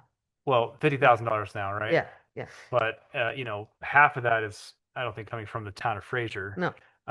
But there is a proportion there that you would want to make sure that we're offsetting any impacts to revenues that would otherwise go to the chamber to maintain this level of marketing, just for a general understanding. But it's also an opportunity to just look at things different. There's always an opportunity to look at things different. So maybe we coordinate our marketing efforts more, and you can earmark those dollars for a special project if you wanted to. I mean, I don't think we should put anybody in a box about this. I think if you go home rule and you collect your own lodging tax, it's an opportunity for us to all talk about our purpose isn't just marketing. So what's the best thing for the community, and how can we all continue to work together even more to make it a thriving community? So, I'm probably one of the only chamber directors that didn't complain, because I see by changing the collection of how we use lodging tax on a county level, we are able to put some dollars into programs that need it. And you can change that so every year, once you do that, the commissioners right now can change every year what percentages go where. So this year they did 50%. They can change that and give more money to marketing or take money away from them. So you as a town board would decide that every year at budget time, percentage wise. You just, on your lodging tax, you have to maintain 10% for marketing. Yeah. Michael, do we get an annual disbursement or grant from the tourism? You get a couple of little grants. Okay. Yeah, tiny. I mean, my initial thoughts is that if we were to collect that 2% lodging tax that will always go to the county, it would probably lower their lodging tax revenues by 15 to 25%. Right. So that grant I get they have a complicated budget, so that all the money comes together. Part of it goes towards grants and part of it goes towards a countywide marketing program. So, and the grants get broken out by the district, by the amount that's collected in that district, percentage wise. So like when you hear me say that, so Blues got a grant, Arts Council's gotten grants, Rodeo gets a grant. So it goes out to a lot of different entities in the area. We collect the Airbnb taxes, right? Is that Sales tax. considered the sales tax, not lodging? Right. So when they pay them, 0.8%, right? They pay 2% that goes to the county within Fraser town limits. and then we get the sales tax. Well, our sales tax applies to all of that. Well, But- we have our fees for that one. That's what you're thinking about. No, it's Okay. just same thing Lori presents every month. Yeah, that's just the sales tax on the Short-term rental, That's our. fee. sales tax. So There's that's also not a sales. 1 I think it's 1.8% or something like that. That's lodging tax. Lodging tax. The lodging that- tax that's doesn't stay with that- you. That Yeah. goes to the tourism board, and then the tourism board used to have to do it all to marketing, but now it can go to other things that impacted community. From It's a tourism. separate line item. Yes. Yeah. But this is going to be interesting because this has only happened in the last 2 years that we've had this flexibility of. This is the first year. First year. Yeah. And so with a winter like the state has had, and everybody stops spending money on marketing and focuses on childcare and all these other things that we need, it could really change the dynamics of the state. And it's I think it's just gives us opportunities to work together, make sure we're keeping our messaging on point and find ways to use the money as effectively as we can. But we'd love to be part of the conversations with you as you look at home rule. So, and just to be clear, Winter Park's always been home rule. They were home rule before we had a tourism board in the county. So they've always kept their lodging tax and used it for marketing, and it's way complicated. There are many things that it goes towards. So yeah, so they've always been shunned at tourism board meetings for keeping their money. So just so you know. Look out there and that would Are you on the take a lot of tourism your board? time. What's that? Are you on the tourism board? I'm now? not allowed to be on the tourism board because if I'm on the board, I can't get a grant. Um, Oh, right. you're right. You're on the advisory committee. Rebecca is on the tourism from Vicious. Oh, good. Yeah. That's cool. I saw there was a couple of open seats. I thought you mentioned that you had gone on. No, I'm on Grand Foundation board. No. Just saying, I know kept you a long time. Just one quick question. How do you measure your success with your marketing? Is there any metrics you use, or, I mean, how do you know money you're spending on marketing and stuff? Conversion. So there are some conversion models that the advertising agency brings us on how our open rate, and then we compare it with other towns. So we compare it with other mountain communities that are like ours. What are people seeing? Do people open your emails? And now it's really hard for a chamber to tell you if there's a conversion rate, because our job is to get somebody to leave our website. So we get them to the website and then we send them away where they convert. So it's really hard for us to have good conversion numbers on like how many people really booked, because they don't get to book with us. Right, that's what I'm getting at. I mean, it's not just clicks or visits to the website. It's how many people come, how much money is spent based on the marketing how much money we're spending on marketing. Is there any way to get at? We're trying to work on models. It's really hard on these big picture ones because we don't get to do the conversion. We don't get to see, we measure sales tax. So one way is to see did sales tax go up or down. So we count that as success. This has been a question for the 34 years that I've worked at the chamber, because when you have a business, you know that you had 10 clicks on your website, and you know that 5 of those booked with you. So that's how you know that your marketing worked. We look at sales tax and say, did it go up or down? Did it go, where is it compared to other communities? And also the numbers, so are people staying on the website? Are they opening our emails? Are those percentages comparable? Those are measures of success if people look at things, but whether or not they convert, it's almost impossible for us to do. We could, if we spent more than half of our marketing budget on a data tracking system that would do nothing but collect that information. And in the past, we've chosen to spend it on the marketing to help the businesses. And then we track sales tax and lodging tax. And lodging tax. Lodging tax is the other one that we look at. Is it up? Is it down? Occupancy. I mean, it's general numbers. I know you want me to run, but I don't have a way to do it. There's not a cause and effect. You can't tell where that came from. So if I wanted to give a portal to the chamber, so if somebody clicked on Home James from the portal and then booked, I would know that person came from the right, chamber, but we wouldn't know. but they wouldn't know. We're not Well, allowed. If they Yeah. wanted that, they would need to do that with every single business. Well, but more important, we aren't, but privacy laws don't let us. You get surveys at the end. I'm trying to think of an example where it'll ask you, where did you hear about us? Or, how did you find us, or whatever. And that's kind of a back end survey that would maybe give you that information as. It'll give us, then we'd have to have all the businesses do this same survey. And then, and again, now we're to, do we want to spend the money advertising or do we want to spend the money? You know, if sales tax and lodging tax are up, then we feel like we did our job. So to. If attendance at share this events is up. information with the chamber? I mean, I don't have that link. I'm happy to do it if you'd like, but Just wondering if you could partner with the businesses in the Yeah. community and gather that type of information. Right, but so in order to gather it, there has to be a system in place. It just costs money to do that. Like, no, the 6 of us at the chamber can't do it correctly because of all the privacy rules on the internet. We'd have to have an expert collect that, like at least put a program in place that collects it.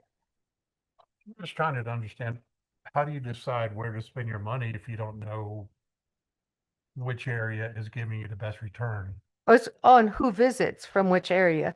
And we do get surveys back from and we work close with the resort. So the resort has that information and we work with them very closely because they do the conversions. So they know who came after they saw this ad. We know who sees the ads. We know who then sees the ads and comes to our website. And we know if they opened. So we know those answers. And then we look to see if we see the economics better in the community. That's pretty much, and yes, there are definitely towns that do everything you're talking about. The last time, Peggy used to be after me forever about this. And that was like 10 years ago. So 10 years ago, the program that tracked that was the very bottom level of it was $150,000 to have the program. So I don't know how much it would be now. It's just because we look at that and weigh how we want to spend the marketing. Okay. Go with water parks and. That's good collaboration. Market, they will come. And they do, I guess the other thing I've left out is there are surveys that the state does. So we also work with those. So the state spends a lot of money surveying guests. And there's a report called the Longwood Study, and there are several other reports. So our advertising agency uses all of them all those reports, that research data to determine what markets are working for Colorado, and then who wants to go to the mountains. They collect that research. So that's kind of also how we decide where we're going. Okay. Thank you. All right. Kathy. Well, thank you all very much. Have a good evening. Thanks, Sorry if I Margaret. kept you. I'm sorry I tried. No, Okay. All right. great. Super informative Appreciate it. and very, Drive very careful. interesting. All right. Resolution 2026-0401, approving an off-premise sign for Fraser Valley Arts. Eric. Right. Good evening, board. Garrett Scott, town planner. The item up on the agenda next is a resolution that would approve an off-premise sign for Fraser Valley Arts. So if you all recall from a couple months ago, Fraser Valley Arts submitted a sign permit requesting a sign on the property of the Fraser Post Office. This was reviewed conceptually by you all back in February. And at that time, February 18th specifically, the board directed Fraser Valley Arts to construct a new sign on the property of the post office rather than use the existing pole sign, which was or is in the right of way for Park Avenue. A couple of weeks ago on March 18th, Steve Fitzgerald with Fraser Valley Arts provided us with a design for a new monument sign, not a pole sign, at the post office property. So staff evaluated this new conceptual design. It is an approximately 11 feet tall sign, and the primary feature here is this blank canvas structure, approximately 4 feet wide by 7 feet tall, atop which the actual sign faces would sit. Just as a reminder, the top sign is proposed to be a static sign with the Fraser Valley Arts logo, whereas the bottom portion of the sign would be an variable message electronic sign. Yes. Now that you've got this up, I have an issue with the bottom section. It's solid. When you look what this is going to be, it will block visibility of people coming off of 40 and turning from Park Avenue into the post office. you won't be able to see cars backing out. You won't be able to see them. And a lot of people, see how that's is set up now? So, you know, people zip in.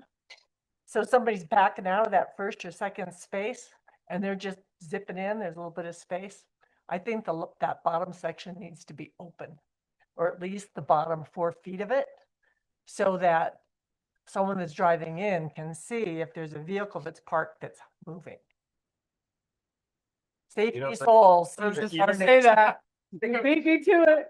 Safety soul Safety sees. soul. You don't think either side of it, like you're gonna be pulling in from 40 or you're gonna be driving up Park Avenue, you're not gonna look before you turn in to see? The bottom section is gonna be You're very- electronic. No one does that. It's gonna be a, No, that's gonna be for. The bottom half of the sign structure, but or of the sign face. So like where the red dot is right now, or if I could back up. Yes. This- Section will be able. well, what is the bottom section for then? So Fraser Valley Arts is proposing that to be painted with a future artistic design to be determined. So this is just their proposal right now. It's saying to Yeah. have a aluminum skin exterior left with an epoxy primed for a future painting by an artist. Yeah, I think we could give them. That either. Yeah, I think we need to have visibility. You can make it half the beyond size, we but post. why not make that electronic sign bigger? So currently the sign face area of both the static and the variable sign are the maximum size that is allowed for an off-premise sign. Okay. It is limited to a maximum area of 20 square feet. So that is what this is at exactly. This top, it's 5 feet tall, or excuse me, 5 feet wide by 2 feet tall, and you have 2 of those. So it's a total area of 20 square feet on this sign face. So we can change that though. Is that code? That's cool. Well, but then once you change that, it's subject to everybody else. Fine. You know, You don't want to do that. and you want the electronic sign, you want something that's just brief. Because people are driving by are gonna read it. You don't need a lot of room if you've got changing text. Well, you But could the say bottom- thing about the top, The bottom shouldn't be solid. Yeah. right? Because that's not gonna change. That's just gonna be static. Yeah. If something's changing and scrolling across, you want it big, you want it bigger. You don't want it small so you can't read it. Anyway, I agree. The bottom section, the sign doesn't make sense to me. It doesn't look good. I think it needs to It be open blocks. for safety reasons. Well, you could move the sign backwards, but I still think that looks kind of silly. It'll still I'm kinda- concerned about the safety aspect in that location. I think if you were trying to get onto 40, then yeah, it would block kind of your, I'm talking about people pulling in there you're on the right and side. backing out. But I agree. No, somebody's there, they're Take backing their a car left out. out of there. I just You don't can't see think people that on the that's- traffic. It's a big deal right there. So if I could maybe clarify with some helpful visuals, because I do think this rendering provided by Fraser Valley Arts is frankly kind of misleading, because I think they just showed this to cover up the Hilly's Hooker pole sign. But this proposed sign would not be nearly as tall. And I also think the width of this is also a bit misleading. So I'll first start with the height. I understand the width of this sign is more the safety concern, but in looking at the height, what we're looking at here on the left is a site plan for the post office building with some call outs for various elevation points. Next, I'm going to zoom into the area in this red box and have it here on the right and focus on these 2 call outs that are now highlighted. The one on the top is identifying the elevation at the curb or sidewalk in front of this parking area that would be closest to the sign. And then this one is the height of the top of the roof. So what this shows, if you take the difference between those 2 numbers, is the height of the post office building, which is approximately 15 feet. So going back to this image, there's no way that an 11-foot sign, when viewed from this perspective, would look like this. It would not be nearly this tall. It would likely look shorter, potentially something like this or even shorter. And then using that scale as well, These parking spaces, typical parking space size in Fraser is 20 feet in depth. So I think this width that we're seeing here is exaggerated. You know, to my eye, it looks wider than 4 feet would likely be.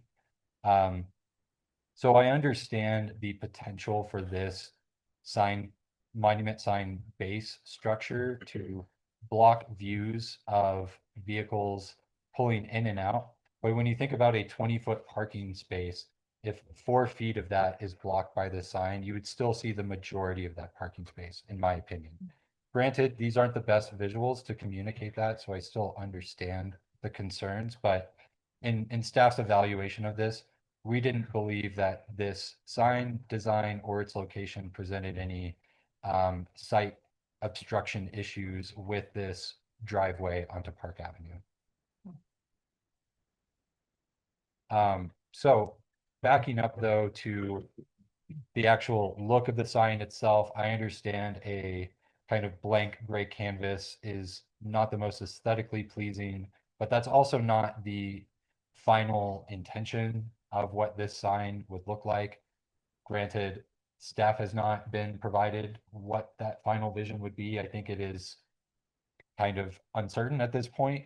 I will just note that in our evaluation of this, staff realized in the signage code for non-residential and mixed-use sites, such as the post office as being a non-residential use, there is this language in our code around the materials and textures of signs being compatible with the architectural character of the site and building. So this rendering is what the Fraser Post Office provided with their business enhancement grant, and the work that they'll be doing this summer to enhance the exterior look of the building with masonry and different color siding. So to be fully compliant with our code, staff believes that the sign should match this aesthetic look. However, staff ultimately defers to the board, and I just wanted to give you all the option if you were in favor of the more artistic idea, you could approve this sign with the condition that that artistic design be presented before it is implemented and subject to the board's approval. Otherwise, you can direct the applicant to, as the second bullet point notes, construct the sign to match the aesthetic look of the post office. I don't think painting would look good on it. I think it'd be really wild and confusing if there was a lot of, What's that, Peggy? I think it would be I don't know what kind of your crazy idea- if there was a lot of design down below and you Yeah. got this little strip. Yeah, It'd be very distracting. I I would like to see that lower base narrow or not 48 inches. Yeah. Just because Garrett, I'm always walking by there and driving in there and people are backing out tight and Well, instead of 7 feet long, it could be half of that. It'd look better on a pole. Oh, but it's for cars driving by, and so higher is better. Well, no, I'm What's that? saying that the bottom the section, bottom That section. the may- gray section, 7 feet tall. 7 feet tall, right? It could be half of that, and Think about when we have snow, Yeah, and at 5 feet of snow. if there's cars driving by on Park Avenue, you want the sign to be Yeah. higher than the cars. Yeah, height is good. It's just that. I get complaints on a daily basis from my drivers about the crosswalk lights by Fisher's not being tall enough. Because if there's cars parked parallel, then they can't see the lights Oh, crosswalk. okay. So this is kind of similar to that. So is the middle of the sign that the moving part, Yes. is that gonna be a white background all the time? Or is that could change? It could be more color, more. So it's not Just just, put the art on the screen, not on the pole. yeah.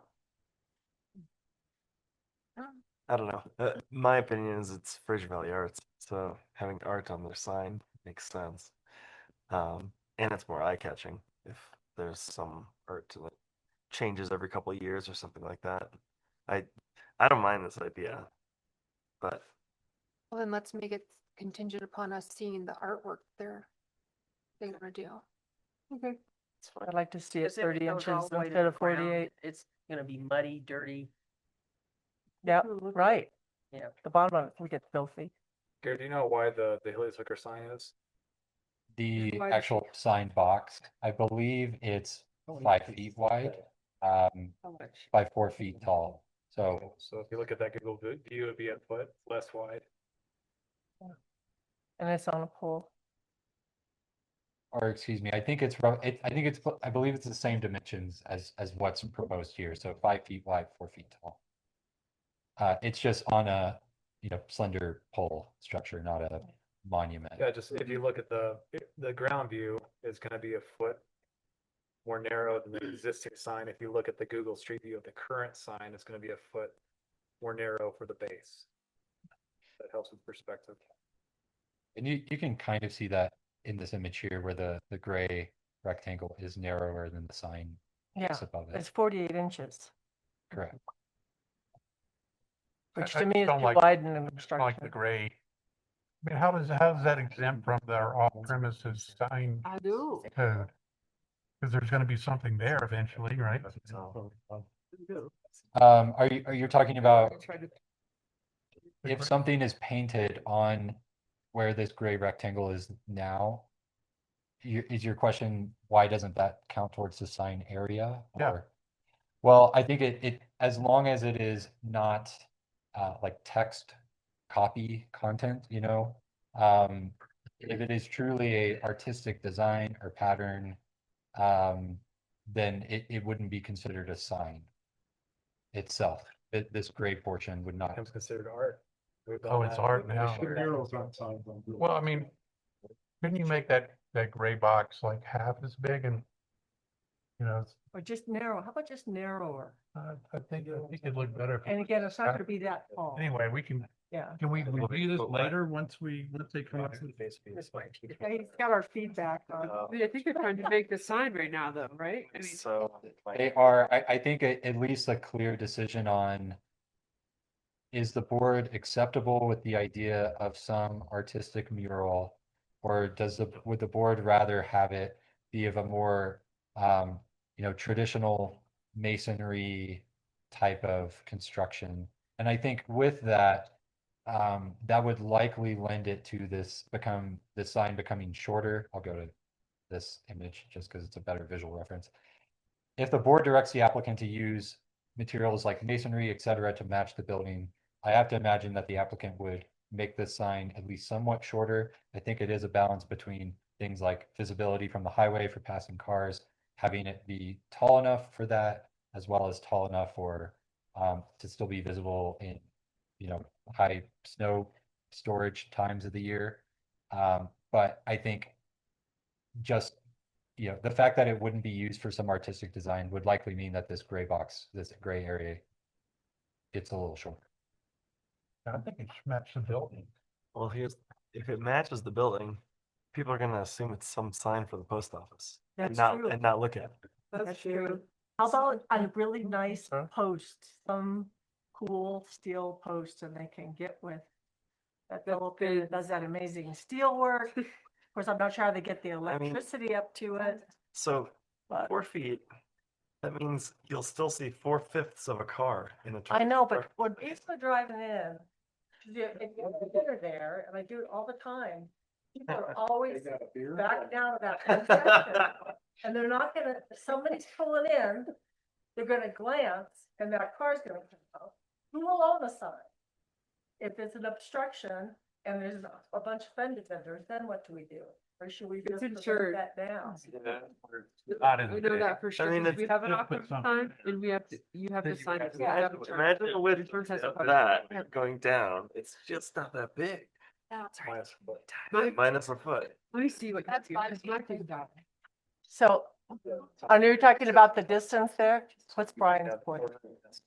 The width of Yeah. the sign right now, it That's will be fine. 1 foot skinnier than that. Oh, she's talking about pulling the keys down. I'm just talking about the base. Right. Yeah. I think that's I see it. I can see that. It'll be a foot, I agree. foot less wide than that. I think we should.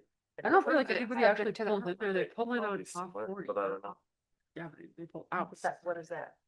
I don't know. What's the Hilly's sign height? I believe it's approximately 20 feet tall, Okay. And what's the new one gonna be? 11, Okay, so quite a bit shorter. roughly half. I think maybe another helpful visual reference, this podium screen for the TV in front of you, that is roughly 4 feet wide. So if you can imagine that going up, I don't know, maybe like 3 of those stacked on top of each other. Okay. So So now, it's roughly square to my eye. now think about visibility as you're looking at that. A post versus 48-inch wide barrier that completely blocks the view of those cars or a car that's backing out and somebody that's distracted pulling in. Right. What kind of material would they use if they didn't use masonry? I think that's to be determined. I think staff would strongly recommend masonry to match, excuse me, to match what the post office has proposed in their business enhancement grant. But I think wood could be appropriate given the wooden siding. It's, yeah, I mean, You know, it gets, there's a lot of wear and tear there and like I say, snow that gets pushed, masonry could get pretty trashed. I'm all for the location. I like the post idea. Sticking with it. I like the artwork idea. I do too. Is this time of the essence? Do we need to approve this tonight? Can we get some more versions that, I think there's a lot of disagreement on the board as to what, what it should look like. I think there's a lot of disagreement, but I don't think it's like super hardcore disagreement, and this can be solved. Yeah. It's an 11-foot sign. Right. Let's figure it out. Yeah. Artwork has to be approved, so that means, so we're fine with that, right, Peggy? Because we don't really want it, but. Well, and if we don't like the artwork, then we we could could say we want wood or Or- rock or whatever. I'm okay with artwork if it's more like 30 inches wide and not 48.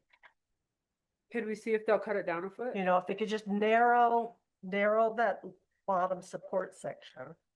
So it's not that big of a block. It'd be like having a sheet of plywood, holding it up there. But they're probably ordering a sign like manufactured already, right? Like you buy the sign on a website. So I don't know if they would. Yeah, have that ability, or if it's gonna be strong enough. If it's I would 36 prefer inches, it to I be mean, that's smaller. a lot of wind that's gonna be hitting that thing. Yeah, did they Right, even choose? the way it is, there's a lot of wind. That much surface area. Yeah. But I'm all for it off, approving an off-premise sign, but the design has yet to be finalized. Maybe Steve could give us some I options. thought we already sort of approved it. We gave them money for it. We gave money. didn't we? Well, but by Yeah, we did. regulation, we have to approve It the was subject to placement final of the approval. property. Yeah. For the business enhancement. We approved money for them. We approved money, but it's Yeah. based on final approval from the board. It's not Okay. condition of funding. And I think given the discussion and maybe the kind of lack of agreement here, I do think it might be best for staff to reconvene with Steve, communicate some of this feedback, and have him maybe attend our meeting in 2 weeks from now so we Yeah. can finalize this. Steve, And could maybe you give come up us with a a couple of couple of different, drafts. different options to Sure. consider. Mhm. I'm yeah, fine because with I think the knowing concept what the of it. material would be, the maintenance of it, I mean, Okay, I'll make a motion to table this discussion until you have a chance, so until staff has a chance to circle back with the applicant. Second. Okay, Further discussion? All in favor? Aye. Any opposed? thank you. Your new nickname, Louis the Tabler. Hey. She did the other thing. All right, ordinance 534, chapter 18, construction hours and administrative updates. Garrett and Alan. Yes, Garrett. All right. So again, Garrett Scott, Town Planner for the record. This item is ordinance 534, which would amend various sections of chapter 18, which is our building codes, just to modify our construction hours as well as make some administrative cleanup changes. So in speaking through the background and kind of why we're bringing this forward, the town of Winter Park recently updated their allowable construction hours just this past January. And here in Fraser, we have previously approved extensions to these construction hours for some key projects. So there's already been past action by the board to recognize that our current codified construction hours maybe don't necessarily align with, a logical best practice, if you will. Other items that are addressed in this ordinance relate to impact fees that are assessed and collected by East Grand Fire. There was a state law that was passed in 2024 that allowed special districts such as fire districts to determine and assess those impact fees without any approval from the municipalities where they are assessed. And East Grand took advantage of that new state law, updated impact fees in February of last year in 2025. So they've been in effect for over a year now, but our code still references the old 2014 study. So we just want to clean that up and remove that. And last thing, there's just a general desire for our building codes and in our municipal code to be consistent between Fraser and the town of Winter Park, given our shared building departments. So just to dive into the details on each of those, currently our allowed construction hours are between the hours of sunrise and sunset on weekdays, and then on weekends from 8 to 6:30, 8 a.m. to 6:30 p.m. So ultimately this sunrise to sunset obviously varies greatly throughout the year. So just for example, in the summer, the earliest sunrise is at around 5:30 and the latest sunset is at around 8:30 p.m. So obviously we have a short construction season here in the mountains, despite our very mild winter this past year. So I think part of the logic behind the sunrise to sunset is to acknowledge that the majority of our construction happens in that summer and allowing contractors to take advantage of those daylight hours to do their work. But I think it's a balance with a quality of life issue, right? If you live next to a construction project and they're working from 5:30 a.m. to 8:30 p.m. in the summer, that's not a great experience, frankly, for our residents or for our visitors. And I will say staff has received some of those complaints firsthand throughout my time here. So I think this is the reason why, both Winter Park and Fraser staff in planning and building had a discussion earlier this year, late last year, as Winter Park looked to change their hours. And just to highlight what they implemented, they have 7 a.m. to 7 p.m. Monday through Friday, regardless of the time of the year, and then 8 a.m. to 6 p.m. on the weekends. So I think a 12-hour building window, regardless of the season, is still a pretty, generous time period, to get work done. Although I do recognize that that does shorten the kind of working hours in the summer. And then in the winter, it does allow, if we have a mild winter such as this one and conditions are favorable, projects, construction can occur in those hours that are, reasonable working hours, 7 to 7, even if they're not necessarily occurring during daylight hours. So this ordinance as proposed would implement the hours that are here in the red box just to be consistent with town of Winter Park. When did we last do this? Because I feel like it was pretty recent. Yeah, so in November of 2024 is when the board approved exceptions or extensions to the construction hours for a few specific projects. Okay. It was for the Middle Park Health Hospital, for infrastructure work going in St. Louis Landing, as well as phase 1 of the Clayton Court infrastructure project, the water line work. So again, those were project-specific approvals that have expired since those projects have now completed. I kind of like the sunrise to sunset only because it's not going to shorten the time of the construction if they shorten the hours. Like, it's just going to drag it out longer. So, Wouldn't you want it just to be done and over with? if you live The next problem in door. the summer, they can start at 5:30 in the morning. Yeah. Does this pertain to, Do they know? inside and outside construction? It's just exterior Just work. exterior, okay. Yes. All right, Yeah. that's fine. And what about violations? So if someone starts, 5:30 in the morning, they're not supposed to start until 7. Who do you call and what is the penalty for the contractors that are maybe that's a better I question. don't know what's for the our county's law regulation on this. But Yeah. what would you do typically? If How would we you were to receive a respond? violation, I have received one of these violations in the past, or a call on this, and I actually specifically had to, because the construction company didn't realize that there was hours and wanted to see it, so I brought it up in the town code and showed him, and he was like, understood. And from that point forward, we didn't have any issues.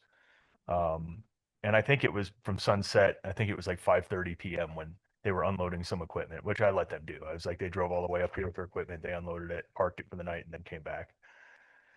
This would be passed along to our code enforcement officer. Oftentimes, what we'll do is we like to go out and educate these folks. We'll let them know, hey, this is what our town code says about construction hours. And if they just totally disregard that and were to do it again, we would probably likely go out and issue them a summons for the violation of the town code, and then they would be sent over to our municipal court, and they would talk with our municipal prosecutor.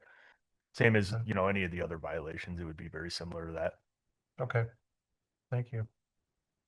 Yeah, I really appreciate that context and information. And just to look at our code reference in this section, I know the text might be a little small on the screen, but subsection B is the penalty clause, essentially just saying, it's unlawful to violate these construction hours. And if there is a violation, Fraser Winter Park PD officers or code enforcement officers can levy, fines that are codified in just our general, forget the exact title of this, yeah, general penalty for violation section of our code. So there is an enforcement and potential fining mechanism. Obviously, we don't want to, we want to educate folks and have them follow our rules and not have a heavy hand on this. But Right, no, there is that. I agree, just if they're chronically abusing that, then they should be, Garrett, they should be what fine. county code is? Because that's really Yeah, so annoying. I don't know that off the top of my head, but I can try and look that up maybe at the conclusion of this. It may not be codified by the county, but if it is, I could check that. Let's chat. Yeah, it'd be nice. Maybe if Fraser Winter Park adopts the same thing, maybe we could get the county to take a look at it. Near residential areas.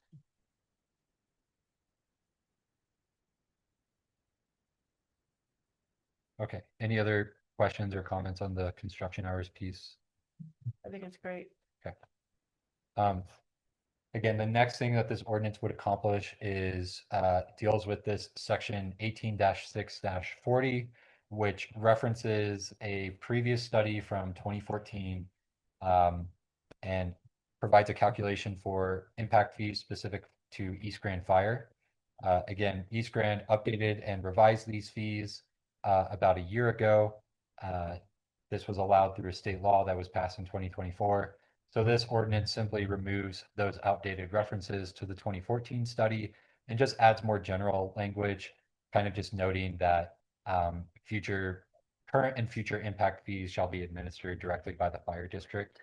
I do also want to note that our town attorney has recommended that the majority of this Article 6 of Chapter 18, which is more broadly called Emergency Service Impact Fees, to remain as is, simply because other emergency service providers, namely EMS, just want to have our code set up in a way that if and when such impact fees may ever be adopted, it would be easier to write that into our code.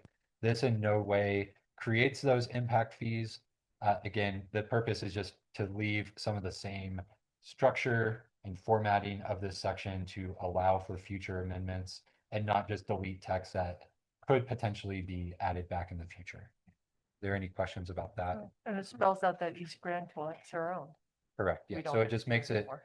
clear, don't come to the town, Yeah. go to East Grand to Yeah. understand what those fees are. And then Yeah. that way the town doesn't have to update our code in the future when a new impact fee study is adopted by East Grand.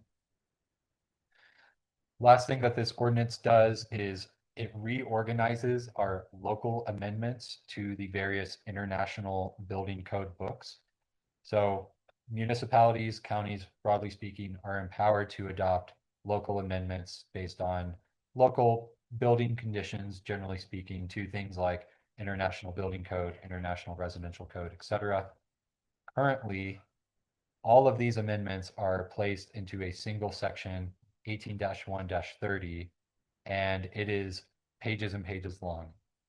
So it is hard for someone who, say, has never, designed or built a project in Fraser to easily identify, well, I'm building, a residential project. What are the local amendments to the International Residential Code? Certainly you can do a Control F search of our code or search in, the text online, but what this ordinance would do is group these local amendments into separate individual sections that correspond to each discipline of the International Code Book. So again, building, residential, fire, electrical, etc., plumbing. And this is how the town of Winter Park organizes their local amendments in their code online. So it just helps create that consistency between the two municipalities, especially with our shared building department, and where we all often see, property owners that own properties in both communities, or contractors, developers that do projects in both communities. So just helping to create some more consistency in how our code is organized. But this does not change the content of those local amendments in any way. So staff recommends that this ordinance be adopted, and if approved, this ordinance would take effect in early to mid-May. That's when, again, the construction hours, those revisions would go in effect kind of at the start, or I guess, we're kind of in construction season now, given the mild weather. And then those changes to kind of the way the code is organized would also be visible in our municipal code online at that time.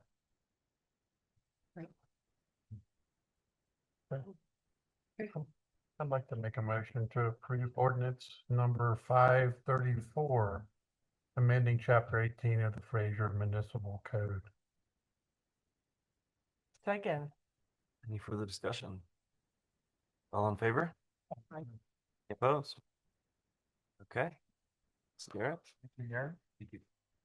All right, St. Louis Landing tenant preference, waitlist mechanics. Sarah.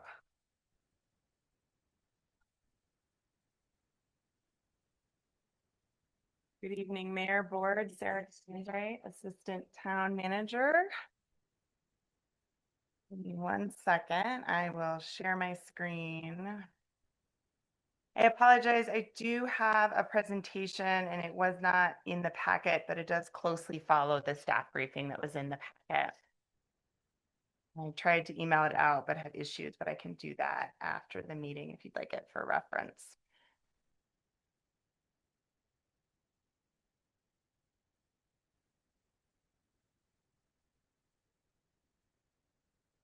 All right. And Wendy, I don't know if you are able, it's full on my screen to make it any larger, but.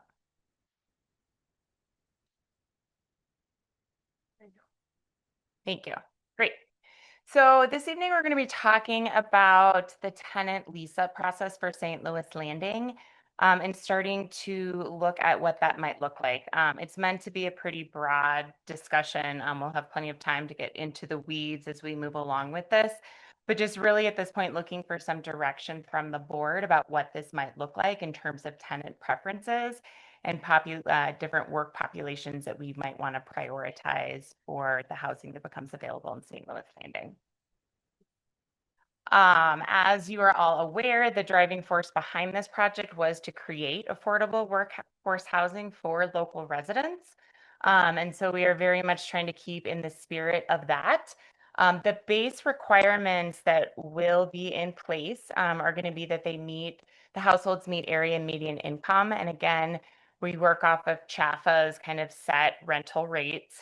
Home purchases are a bit different, but we'll get to that when we come to that. But they set their annual rates of what is considered affordable. It should be 30% of a household's income. And so we work off of those because of our different funding sources, and specifically Prop 123 funding.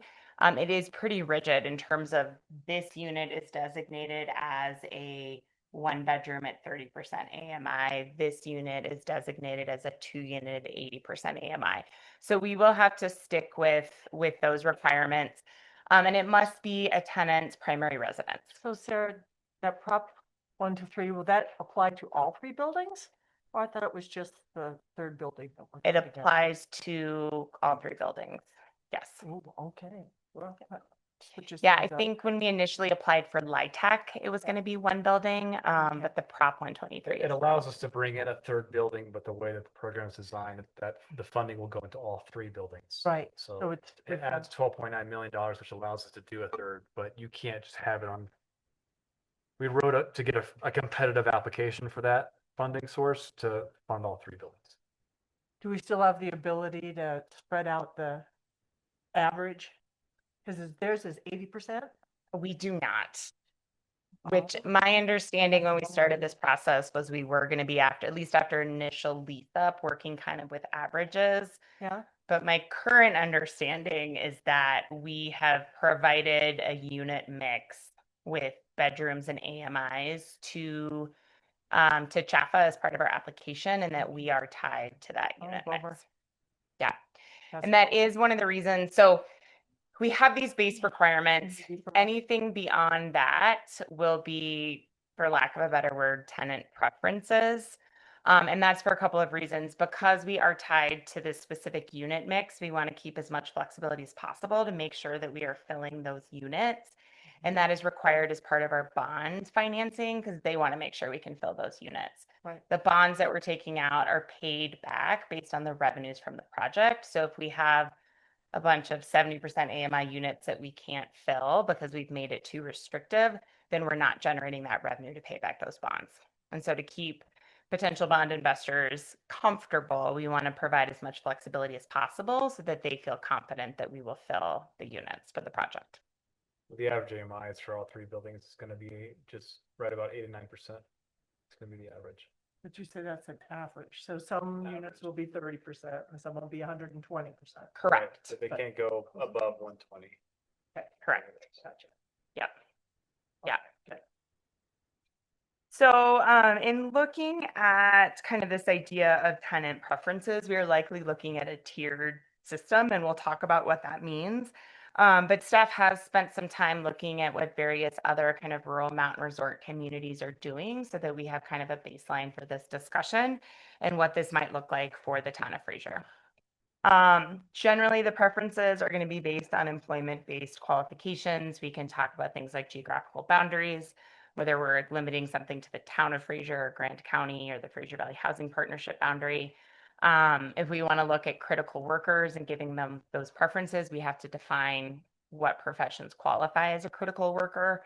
There are communities that look at things like longevity in the community. So they give priority to high school graduates or somebody who's lived in the community for X number of years. And then also making sure that there's some considerations in there for retirees and disabled individuals. My plan is to kind of go through this information and then have a discussion, but that said, it is a lot of information. So if you have any questions, please stop me. Or if there's something that you see, I'm going to talk about what some other communities are doing that you like, that you want us to make note of and look at for Fraser, we can do that. Grab a dry erase or something for us to. Michael has promised to take excellent notes. Okay, good. Yeah. All right. It's been covered. Nice to be able to tell your boss to take notes for you once in a while. Do what she says. So the different systems for lease up that you typically see, I mean, the kind of standard traditional one is a first come, first serve. In communities where this housing is in high demand and where you want to kind of really focus on the vitality of the community and the workforce that is most critical, then you tend to see potentially a tiered lottery or a weighted lottery system. So a tiered lottery system would be something like first priority goes to our medical first responders, right? And so anybody who applies in that tier, we're going to look at first, and then going on to the next tier that might be all workforce in Grant County. There's also a weighted lottery system where instead of strictly dividing people into tiers. You say, okay, you are an emergency first responder. You're going into the same lottery as everybody else, but we'll give you 2 lottery tickets instead of 1. Does that make sense in terms of the differentiation? You also have tiered weighted lottery systems. I looked at what Granby's done for Noosh Village, and they have all sorts of tiers and preferences and complicated fun stuff. So that's kind of what we're looking at. And I kind of view this as the initial lease up and then what happens after the initial lease up in terms of as units become available. And it could be different systems. We could start with a lottery and then move to a wait list, or and it could also be a tiered wait list. So we could continue to have those preferences, but then it's more of a first come, first serve versus a lottery. And communities do both. When we talk about Winter Park, they have different systems right now for their different properties. I think a lottery is kind of hard because like these people have to move out of their other houses. You can't just be like, hey, you get to move in here at any given time, you know? Yeah. That's why a wait list is better, I think. I couldn't hear you. Oh, I think a lottery is hard because these people are living in other houses where they have to provide notice to leave, like, so they'll have to pass on their pick, you know, like, oh, I'm in this house for another 8 months. You know? Well, and I know they have to come to you, and then you have. But even then, though, you'll have X number of people. You might have 8 people apply that are part of the medical, but if that's more than we're going Spaces to allocate available. for that, because we've got medical, we've got teachers, we've got firefighters, we've got one. And there could be some cases where you have a lottery, but based on the number of people in the lottery, everybody gets a unit. Yeah. You know, and it only really comes into play if you have more applicants than spaces. So, when we're going out to the bond market, I mean, I guess this is all happening in May. I mean, the process is underway, but yes, we will be pricing it in the weeks to come. So do we And have to have this as part of our package to say this is what our plan is? they, I can take that. So the main thing is that the way that the bonds are being advertised, because this is a preference list, not a restrictions list. So you can have your preferences, but at the end of the day, if you still have units that you need to fill and there's no one that meets those preferences, you need to get bodies and units and you need to pay your debt.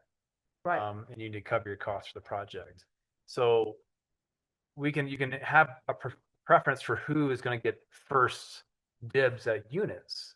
You know, maybe they're locals, maybe you have some percentage cut out for disabled or retirees or something along those lines. But at the end of the day, as long as they meet the AMIs and this is their primary residence, and you still need there's nobody else that meets your preference criteria, they can get into these units.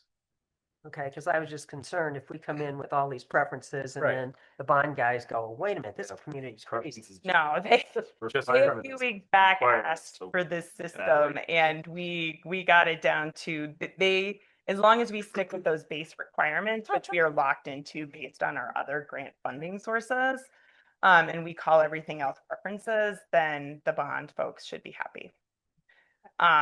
Again, because it allows us to say as a community, the police force hasn't been able to hire because there's no housing.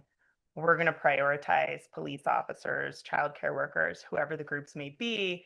Once we've gone through those populations, then this unit can go to remote worker Johnny, who, guess what, is going to spend money in our restaurants and, you know, whatnot, and contribute to the community as well. So you can't restrict it to non-remote. Like you can't restrict it so that remote people can't live in there. If they meet the AMI requirements and it's their primary residence, that's the deal. So with tonight's conversation, we'll take notes of what your preferences are. If you guys, we need agreement with it. So be careful with strong opinions, because we all got strong opinions, right? But we need to agree on some preferences, and then we'll bring back a policy that's vetted through legal to make sure that we're in compliance with fair housing laws before we bring back what the policy could work. So I think one of our first preferences should be someone that has lived and worked here for 3 years or more. I think we should tier it up. Sarah, do you want to wait to go through your presentation before we do work on that? 3 year, do a 5 year. Yeah, why don't we move through some slides and then we can come back to those. The other thing I want to mention is that I have noticed with a lot of communities that their systems and their tiers tend to become more complex for sale units. I would imagine it's more of a long-term investment. There's fewer units to go around. So rental units have base requirements and they may still have weighted lotteries for those, but there could be added complexity if we're selling 13 for sale townhomes versus having, 100 rental units open up. So that's just something to keep in mind. Yeah, thank you. So one of the reference models, and this document was included in your packet. So if you did choose to take a look at that, it is very detailed. It's got all the legal language in there. But it shows a pretty well-regarded model. This is the Aspen-Pitkin County Housing Authority for employment-based qualification requirements. So one of the things we'll need to decide is how are we defining kind of minimum number of hours? We've been using 30 hours per week. If you work 30 hours per week for 50 weeks out of the year, you get to 1,500 hours. But a lot of them will have hours per week and or hours per year. They also require that you earn 75% of gross income from work performed in the county. I don't know that I've seen that specific requirement elsewhere. The primary residency is defined by occupying it as your sole and exclusive residence for at least 9 months out of the calendar year. You cannot own other developed residential property in the ownership exclusion zone, which includes kind of the county and adjacent county areas. They have a map there. You have to meet income and asset limits. So that has to do with AMI as well as looking at your assets. And some of this I think is specific to the home ownership piece. They do have exceptions for qualified retirees and disabled employees. I will say they have some of the stricter restrictions that I've seen around retirees. Like you have to have worked for, I think it was 5 or 10 years before. Most places you have to have worked before you become a retiree. And then they do provide preferences. So you get extra lottery tickets for emergency workers, length of employment. You get extra tickets. I think 4 years is their standard. Local high school graduates, and then also in complex priorities. So they already have established housing stock. If you're renting and you want to buy or you need to move up to a unit, that's weighted as well. I like that graduate thing. Yeah. So And I've seen a few communities do that, and Granby's got that in their system as well. Hospital and school employees, there are some dedicated units for them, and then they do have provisions for employers, local employers, to purchase units to rent to their workers. So Winter Park, as I mentioned, with their different housing projects, they have some different systems. Fireside Creek is their newer unit, and it is being managed by an outside property management company versus the town, whereas the town manages Hideaway Junction. So the outside management company uses a wait list. It was available on a first come, first serve when that opened up. I don't think it filled up day one, but I think it filled up relatively quickly. Is so it they deed didn't. restricted? It is deed restricted. So they still have these base eligibility requirements. They have to be a full-time resident. They have to meet the minimum employment hours within Grand County. They can't own other residential property, or if they do have it, they have to sell it. And then Hideaway is specific to 85% AMI or less, unless they're a qualified critical employee. And then they have more room with that AMI requirement, and they base their rent on their income. Sarah, Oh, you said that that's a Winter good. Park administers one of That's the a good programs and not the other. Yes. Would MAD be administering this? So MAD has been working as part of their package to the town. When we selected MAD, they've been working with Griffiths Blessing as the property manager company. And they have an extensive number of units that they currently manage. So we're in conversations with them about this. And again, once we know the board's preferences, we would have to go back and kind of work with Griffiths Blessing to make sure it's something they're able to manage. It wouldn't be internal capacity, but correct. Okay. For the most part. Well, yeah, obviously. But yes, that is an important distinction for sure. Okay, thank you. They're for sale units. They have a tiered lottery system. So again, they have their base requirements around full-time residency, employment. They offered for their first tier that you be Winter Park workforce, so that you actually work within the town boundaries. The second tier was Grand County tax funded employers, such as the school district, Forest Service. And then the third tier was all other Grand County-based employees. Does it always have to be a lottery, or could it just be a point system? It could be a point system. Yeah. Just thinking like, whoever has the most points, you get your spot. Rather like than have that. it be a lottery. You just have enough criteria that it can break them in. Right. So it's weighted through those. Right. Yeah. Yeah, so it's basically just tiered based on a point system. Yeah. The only downside I can see to that is just people who think they have a certain place in line getting kicked down the totem pole and constantly trying to redo things based on more applicants coming in. Could be a thing. That's true. You Could get so wait many how points. long you've been on the list too. Yeah, that's true. Yeah, you get Yeah. 3 points for getting denied. It's like after 3 years.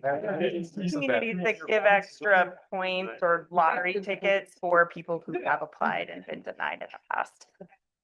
I know Alicia James, the assistant town manager who does all the housing for Winter Park. She has been very adamant that she maintains a interest list versus a wait list, just because she says by the time units become available, a lot of times people have moved on, they found other housing, maybe their income has changed. So she doesn't want to go through the work of qualifying everybody if most of those applicants aren't still going to be around the next time a unit becomes available. So I think they get a notification that the lottery is opening, and at that time they can apply. And then if they are selected, she does all of the qualifications and makes sure they're actually eligible. So when I have a feeling that it's going to be harder to find people who qualify for the lower income level units. I think Clark had that problem. Right.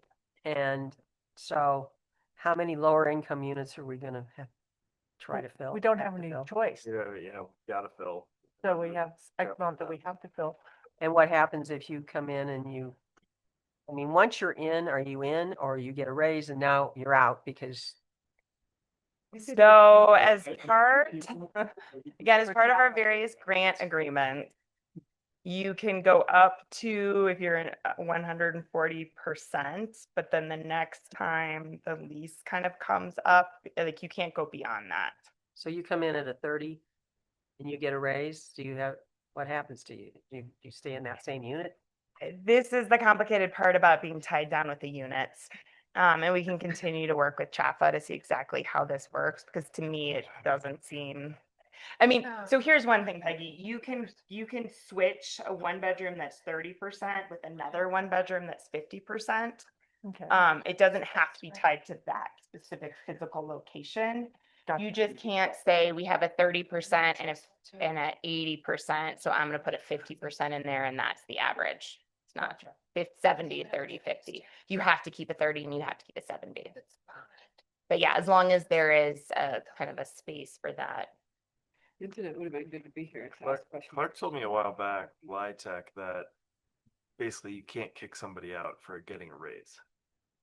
And again, that was kind of my understanding, but that is not what we are currently being told. You wouldn't kick them out immediately, but they'd have to requalify each year. So we do have a restriction to the housing partnership grant that anyone who's in there, if they get to the point where their household income exceeds 140%, that they would no longer qualify to live there, because they see market rate for apartments being 140, 160%, which I think is pretty accurate. So housing partnership wanted to be no more than 120 period. We kind of negotiated in the last hour during that grant cycle to go to at least 140 to provide a buffer. So you're not just kicking people out immediately.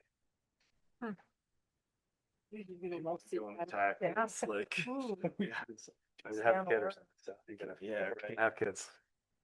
And I will say that it is my understanding, correct me if I'm misspeaking, Michael, that what is decided, it's not all going to be decided tonight, right? You're giving us direction. We'll bring back policies we can continue to revise, but these aren't like the deed restrictions that are being recorded with the county. So these are policies that could be flexible and could change as the community changes and there's different needs. Yeah, we are subject to just any requirements from CHAFA on certain things. Right. I mean, that is the guiding requirement, I think. I mean, really Chaffaa, I think, has the most stringent requirements. So they're not going to allow somebody to be living in a funded deed restricted unit that's making 106% AMI kind of thing. And rightfully, I think you can argue rightfully so. They can that afford to live somewhere else. They can afford to live. Yeah. market rate. Our tax dollars are subsidizing it too. I don't think that's appropriate as well. Brandy. So continuing on to Granby, and they recently did this for Noosh Village with their for sale units. They require the 32 hours or 1,200 hours over the course of the year for a Grand County employer. The home's got to be your primary residence. That's pretty standard, meet the AMI requirements. For home purchases, the total assets of a household must be less than 2 times the sale price of the home. And then they have a tiered lottery system that's also weighted. So their first tier is Town of Granby staff. Their second tier is the Grand Fire Protection District. Third tier would be Granby workforce, then Fraser River Valley, and then lastly would be all other Grand County employees or retirees, including employees who have a territory that includes Grand County. So for somebody who's kind of working across the region. After the first and second tier, for additional lottery entries, they provide them for nonprofit emergency workers, for other government or special district agency employees, local high school graduates, and then military service.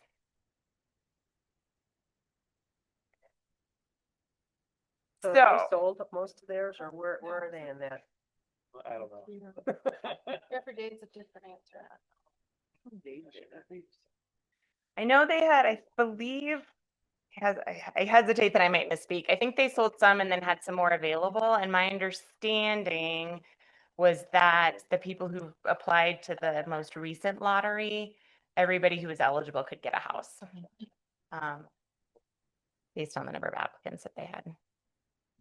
I don't think they have any empty for sale units right now. They're finished. There's a good demand for sale products. Yeah, affordable for sale products.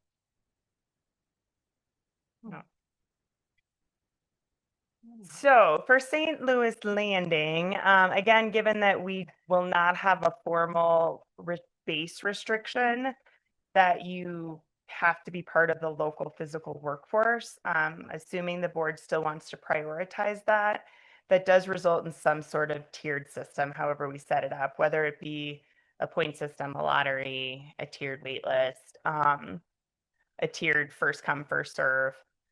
So it's deciding what we want to prioritize. If we, again, want to prioritize local workforce, we have to define who that is. But you could have a first tier that's local critical workforce. Your second tier could be local workforce. And then your third tier could be everybody else who meets the base requirements. And again, I think for the for sale units, we can revisit this if we want to narrow that. Questions around geographical boundaries or something to consider. Employment requirements, again, going back to minimum hours, we want to prioritize length of employment. Somebody with an offer letter, I would think if there are units available, we would want to encourage people to move to the county for jobs, but maybe we're prioritizing people who have been here for 10 years. So those are kind of some of the different decisions. Jackson County, I saw they actually provide some allowances for breaks from employment for things like personal illness, caregiving of family, military service, things like that. Do we want units for master leases with employers? Any considerations for seasonal workforce? A lot of places do require year-long leases. I think that's kind of been the intention with this project. So we're not prohibited from master leases? I think we have to explore that a little bit further with our various grant sources, but I would think if they are renting to people who otherwise meet the eligibility criteria, that there is possibility for that. Yeah, I thought we talked about doing that in phase 2 on one of the buildings, one kind of like it's get too late. The corner of 40 in County Road 8. Well, But- I think it's an opportunity for somebody like Safeway, who obviously might have different people coming all the time, but Yeah. need some place for them. And Yeah. And again, the plan today is to note down what the board would like to prioritize, and Yeah. then we can vet it all through legal and ensure that that is actually something we can do before we actually put that in any sort of formal policy. I like the master lease, like Lyft bus driver, you know. yeah, bus drivers, I mean, that's gonna be a critical piece, especially if we end up with lots of little mini bus drivers. It might even be an additional income stream from the business. I'm thinking a small fee just to. They have security, they have a guarantee if they have a master lease, so maybe the rent stays with. In what we have to do, and there's $100 a month or something. To the business. Yeah, be curious. You about know, that. and we have such tight margins that maybe give us some flexibility if develop other revenue streams that. Well, they'll just always be full. Well, something I would advise is if you're going to look at master leases, once they, maybe advertise a position with housing or something like that. Once that individual is in that unit, they can't be removed from that unit by the employer. That's, I know, been a concern from the Grand Foundation on this, is that it does put businesses maybe in an over leveraged position where if somebody wants to better themselves with work going to a different firm, the employer can see like, well, you're not living in that unit anymore, versus, they can have maybe you can master lease some units, but once they're in that unit, if they progress or change employers, they're not suddenly gone from that unit. They can stay in that unit. So it'd be up to the employer to make sure that they're doing good with the employer, the employee, to keep them. But their position. I can't give you a raise because you'd have to move on. Right. Well, exactly to that point too. Managers are process. If I give you a raise, it's your fault. What about like litigation, if people aren't happy with the decision or feel like they're being denied? Well, that's why inappropriately? any policy. is so good. Could they, I mean, there's a lot of gray area here. So that's fair housing laws, and that's any policy document that we're going to have applying to St. Louis Landing will need to be vetted by our legal team to Right. ensure that's in compliance with fair housing laws, go. because that's the primary venue where somebody would look like their injustice is being done, or they're being treated Right, or they're unfairly. being kicked out inappropriately or. unfairly. Yeah, let's hold off on the master lease thought until that's needed. I think we need to keep it a little simpler. It's going to be very complicated anyway. So on one of the first slides, there was a explanation of the key workers, and it had to do with people that worked for publicly funded or municipalities. So And I like that verbiage, but I didn't get a chance to write it down. yeah, one of these Where is that? slides. I think each community has Hold on, was it this one? defined it a little bit different. One person within the house must work within 12. I think I like this one, this base requirement at the beginning, because it establishes hours, but if you've been here for over 5 years, it doesn't establish hours, so that allots for somebody that's retired or only working part-time, but that's lived here over 5 years. That first bullet. Okay. Or have worked in Grand County or have worked in the Fraser Valley for at least 5 years prior to retirement. And again, as part of, so let's start with defining hours. Hours? Are we good with sticking with the 30 hours per week, which is how full-time is defined by the state of Colorado? Is it 30? I'd rather not put 30. an hourly thing on it. It's 30. I mean, what if it's a single parent that works part-time, you know?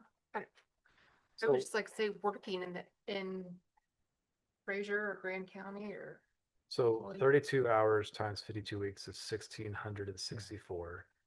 1,200 hours allows, I think, for about 10 weeks of them being gone in the summer for like people who are looking at being a little more seasonal.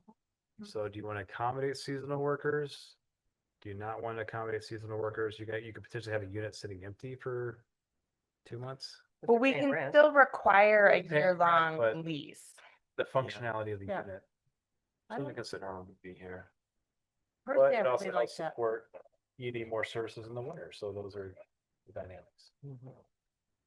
Well, are we even considering 6 months lease? That's not- Seasonal workers. Oh, the turnover, Focusing on. so managing it, Well, Adam, and managing apartment complexes and having that turnover, you have to go in and totally Oh. clean the unit and all that stuff. Yeah, I wasn't arguing for or against, I was just, Okay. I mean, if Yeah. we're doing an annual basis, I don't think we're concentrating on seasonal employees. Yeah, I mean, it's just the expectation with who's going to be moving in there. Yeah. Can they be there Gotcha. for a year knowing that they're going to be gone for 2 months? Here's a question. Say somebody works all winter, call it 7 months for a business, and then they either take the summers off or they have to find another job, and maybe it's a remote job. Yeah. Like, they're still benefiting the community, they're still living here. right. So there's kind of an argument for the 1,200 hours versus 1,600 hours, Yeah, you know? And again, Aspen's Right, like requirement for rent. I have residency was 9 Drivers months. that I drive think like in part maniacs all recognizing winter that. and don't do anything all summer because they saved enough money. see, I like their ors and ors on that. I think they do good job covering that. And we could say 30 or 12. Right, so I'm Or- hearing 30 per week or Have 1,200 lived and per worked year, Mhm. year-long leases.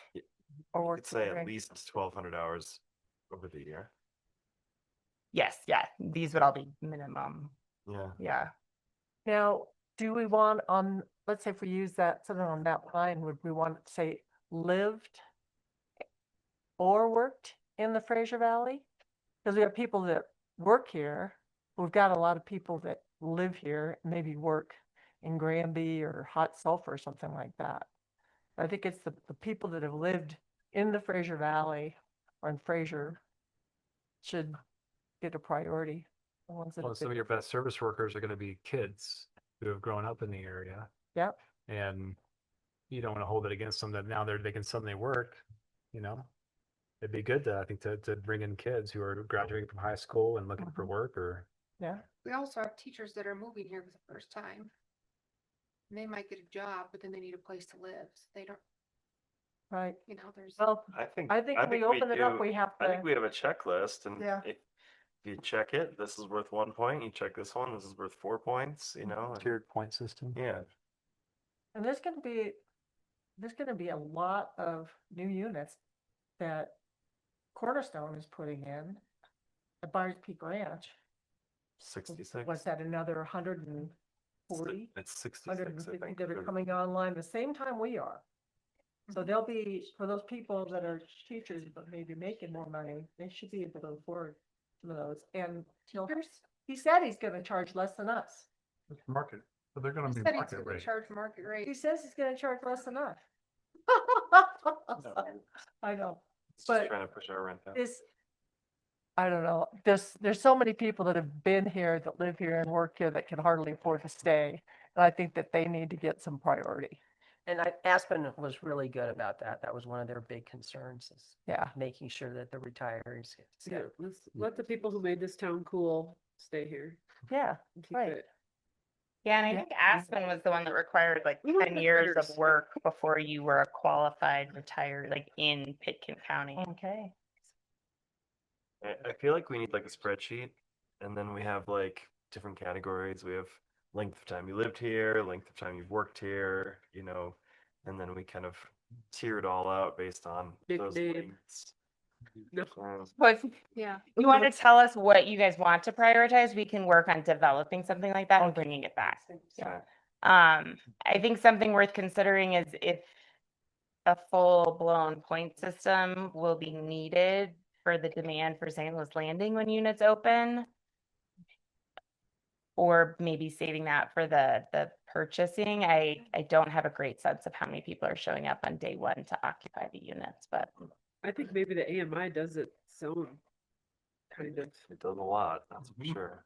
kind of, How long you know, But like, I don't think vetting we there. necessarily restrict, like, I think maybe East Grand School District boundaries could be kind of important, but other than that, I'd say as big as Grand County. Mhm. Like, if you work in Grand County, if you have lived in Grand County, then Right. I think the rec Rec district is district boundaries. Yeah. We're as working. well, Right. a little bit more exclusive. Yeah. Right. But I'm just thinking of the people who have lived in Granby because it's cheaper, but work here, and they want to live here. We shouldn't, I have a lot of friends that have sold their houses here and moved to Granby. right? You know, We have employees that live in hot sulfur, so, I don't think you should restrict it to just the Fraser Valley necessarily.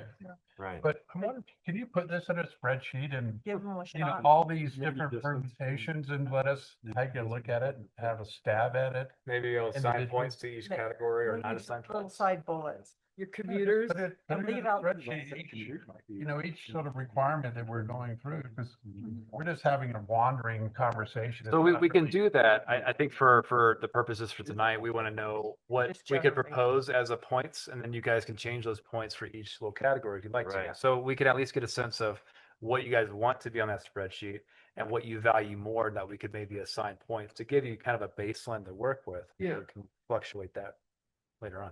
So I've heard longevity in the community, Thank you. possibly high school graduates. I like that.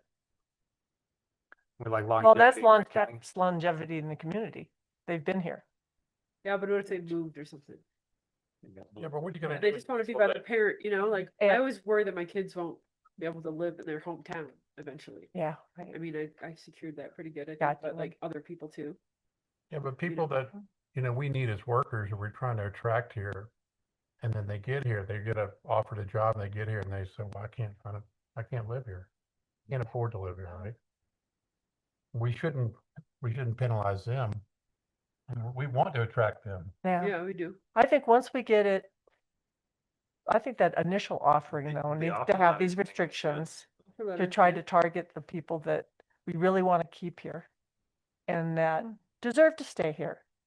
And So offer letter or current employment. Do we allow pets? We talked with Griffith's Blessing about this. Their recommendation is Colorado is a pet-friendly place. But they would put certain limitations on. I think it was 2 pets per unit. That's too many. And that's a lot. One pet. Anyway, Sometimes that's a two is different better. story. Yeah. Then they chill with each other instead of bark. That's true. Yeah. We'll dive into that. I think it's separate. Okay. I like the essential sectors piece of it. the Yeah, can we healthcare, define teachers, who we think of as our essential critical workforce? emergency services? Teachers. Teachers all the way down to early education. Early childhood education. What Yeah, about again, one of the these town had of that Fraser definition. employees? Yeah. That was really good. I think we could maintain some level of first right refusal for municipal employees if you want to. That's pretty typical. We'll just do the tiered point system if you want to. Something to consider. Do we want to say municipal and county employees? Sure. Yeah. Nurses, hospital workers. Yeah, healthcare. Daycare workers. Hard to even throw the grocery store in there. Right. I They're all- go in there and there's, Yeah. employees and Right. Or I'm scared Where? of someday. The safe Grocery. groceries. like if there was a tier Gro- grocery store. Yeah. Wait, I think. could we broaden it though, so it's not just Safeway? Like, Yeah. I don't Yeah, know, essential workers. retail employees or I don't know Yeah. what it is. I don't know. Restaurants. Serve it, yeah. Keeping in mind again that if we do tiers, we eventually get to everybody. So if we broaden it too much, then there's not really a tier. That's true. I realize it's difficult sometimes saying who's essential versus not, but You could just say works in Fraser, town of Fraser. Yeah, That includes that's, yeah. Safeway and Murdoch's. Oh yeah, town of Fraser. That could be a work in too. actual town. Maybe get, well, a Commute, I like. work at Granby. or Right, work right. at You work in the rec district, Mhm. probably fine. so before when we were doing, and we have since removed from our code, I had to pop up and check with Garrett about this because I was like, I know it was in here. Am I going crazy?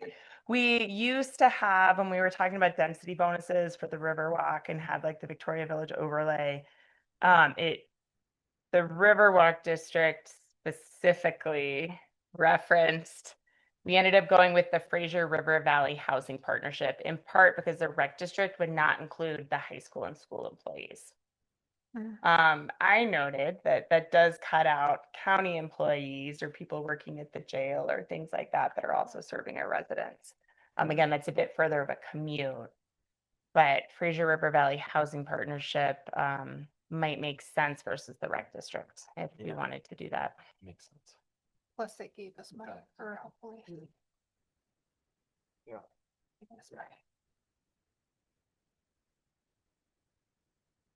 Any other populations we want to prioritize?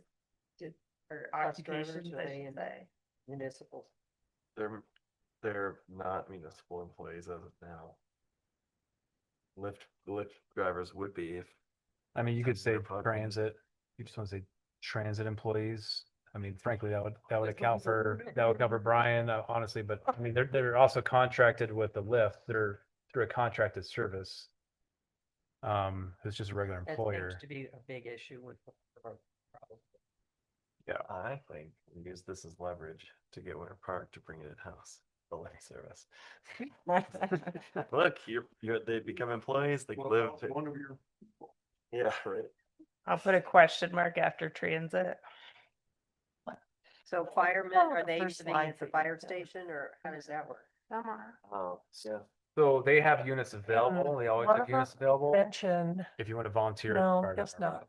It's It was relative. how they defined, and it talked about, The special districts, I think that Well, might have they- been the Granby. see, was this what I can also.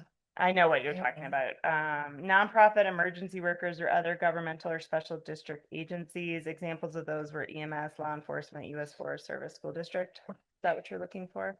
Which are the lower one, no? There was one in there. I think it was special Search district and rescue. agency. You guys like this? We do Mm. Forest Service. We actually had a conversation with Forest Service and they're very supportive of that. And sanitation districts, I think it's important. So those are all government entities.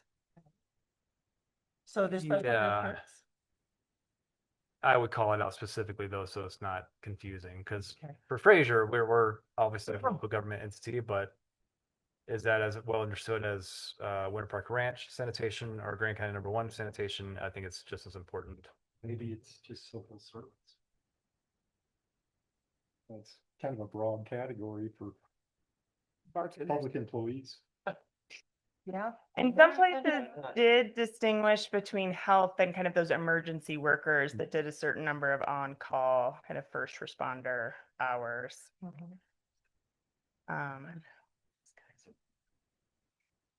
But yeah, you can see Granby very much went from staff to specifically Granby to Fraser River to all of Grand County. So I'm concerned that we have all these and we're kind of aiming for the 120% AMIs. Well, to keep in mind though, Peggy, they're going to have to meet those base requirements. So if we have applicants that even if they're in a lower tier, but they're the only applicant that meets the 30% AMI, they're going to get that unit because we can't get that unit to 120% AMI. How do we accommodate like roommate situations? I'm thinking of a 2-bedroom. They're considered a household. For 2 people. Yep. Yeah. I immediately thought of high school graduates or college graduates, but they're not making any money. They might qualify for 30%, but then they might get a job that is at 80% right away. And then they're in the unit for a year. I don't know. I guess that's just the road we have to cross eventually. I mean, this is not a bad system if you're looking at this. Like just looking at the tier lottery, they're on top. If you were obviously to apply it to Fraser and maybe make the Fraser Valley, you could do Fraser and then everyone else outside of Fraser and the housing partnership boundaries or something. Could be the next tier. But I think simplicity is going to also have some benefits too. Yeah, because it's. I was just laughing because she described this one as the complicated gobbledygook. Well, and I was going to say again, for the for sale units, we could make it more complicated if we want. So there's going to be fewer units, but I mean, it could be Fraser-based businesses or critical employees across the county are tier 1. And then you just open it up to the physical workforce across the county. And then after that, it's remote or anybody else that qualifies. That sounds good. Yeah. All right. Okay, Sarah, why didn't you say that in the first place? You got that? Just tell us which these. So Fraser businesses or county critical employees will work with this general list, but bring it back to be verified. Will be tier 1. Tier 2 will be Grant County physical employees. We will define that. And then tier 3 is everybody else. I think that's fine. And then, so retirees, Or everybody But that else. fell into that what tier? priority about being here for 5 years. Yeah. or That initial one that we looked at, that. The was So the yeah, one that is we there, covered. so there's another, oh well. There That would just cover retiree. with it, right? You have They to had have- been So we could so- put retirees that qualify in the 5 years in tier 2. You have to have worked in Grant County. I guess, Right. I mean, Have if to- they're a retiree, they qualify for first, second, or third tier based on what they did. If we want to set it up that way. Yeah. Mhm. But I mean, if we're talking about retirees, we have to just name the year, Fixed the number of income. years. So they worked in Fraser for 5 years. Well, then they're tier 1. If they worked in Grant County for 5 years, then they're tier 2. Gotcha. But we just pick the year. Is it 5 years? Is it 10 It years? says 20 years ago they retired too, you know? But even still, And we definitely don't have to follow this, but just for reference, Granby has them in the 5th tier, rightly or wrongly. I like your idea, Brian. and I do like a lower tier, actually. I know I just said they could fit in all of them, but if they're in a lower tier, they're probably not making much money anyway, so they're probably going to be getting whatever unit they want at what the 30% AMI or whatever. Right. Well, and Granby has it because isn't that all for sale product? The phase that they just completed is they have It's future for sale. phases with. So that changes that too. They have said they're going to do a lottery for their rental units as well, but I'm not 100% sure if they're following the same lottery system or not. I mean, we could put retirees across tiers 2 and 3 based on previous employment. Okay, sounds So, good. Okay. What was that, 5 or 10 years for retirees? 5? And what's the, where is I the, kind of feel like, weird about 5. are the It's like, locals in the first tier? my GM is whatever, 30 years old. He worked for me for 5 years. If he quit tomorrow, he could be like, I'm a retiree and I worked in Well, let's Fraser throw an for age 5 in there. years." Generally, there's an age, I think 65. 62 or 65. Yeah. I've also seen the and/or. Yeah. Yeah. Retire when you're 60. I tried it once. 3 years off. It's not healthy to retire. Shall I split the difference and go with 62? Okay. Sure. Whatever's legal. We'll find out. If Legal you're tell giving us. them an exception to the work requirement, and again, it's putting them in a tier, but we will vet this all And it's a through preference, it's their housing. 62. Okay. Yeah. How cute is your dog? Cute as your dog. All right. Any other considerations you want on staff's radar? We'll text you if we think of something. I will say the other thing I saw, Jackson County included, they counted active military service if they had previously been employed in the county. Like the years prior. I've not seen other communities provide preferences Do for they have some military. kind of military thing going on over there? I don't know. I don't think they need that, you guys? I mean, Yeah. I think we could throw that in there. They bumped them up on their preferences. They let them qualify for whatever the qualification was. maybe if they're for buying it or working. something, but Okay. I don't.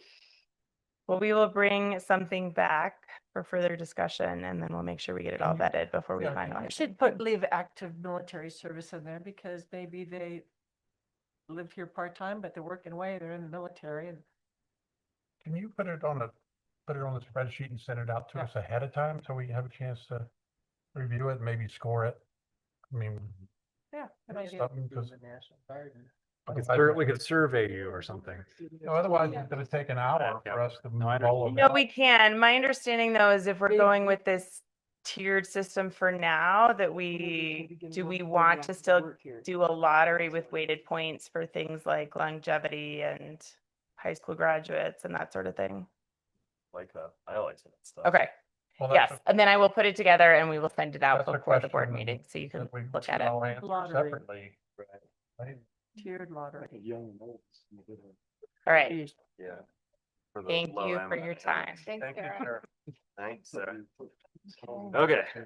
Hopefully this next stuff can be quick since we've heard it before, right, Garrett? Can I get a motion to Move to open a public hearing Second, and possible action for. we'll specify that. Can I get a motion to open up the public hearing regarding ordinance 533, amending chapters 14, 18, and 19 to adopt the Colorado Wildfire Resiliency Code and consolidate existing landscaping and lighting regulations? So moved. second. Any further discussion? All in favor? I Any opposed? Okay. We're in a public hearing for that specific topic now. Go ahead. All right, thank you, Mayor and Board. Garrett Scott, Town Planner. Ordinance 533, which is under consideration, would adopt the Colorado State Wildfire Resiliency Code, as well as make a couple administrative changes, moving some code sections from Chapter 14 into Chapter 18. So I will try to go through this quickly given the hour. Please interrupt me with any questions you may have.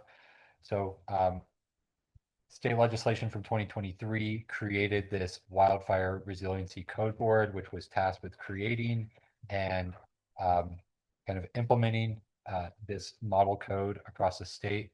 It includes things such as mapping wildfire risk across the state and determining requirements for structure hardening and defensible space.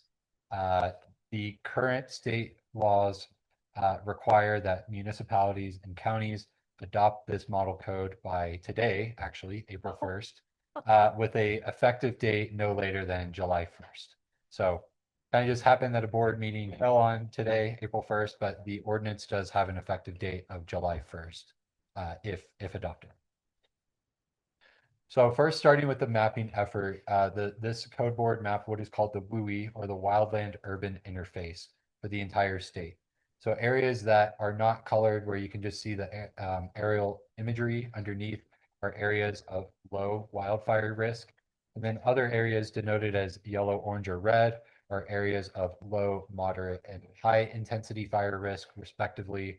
And additionally, lands held by federal agencies or federal entities are noted with a kind of hatched area.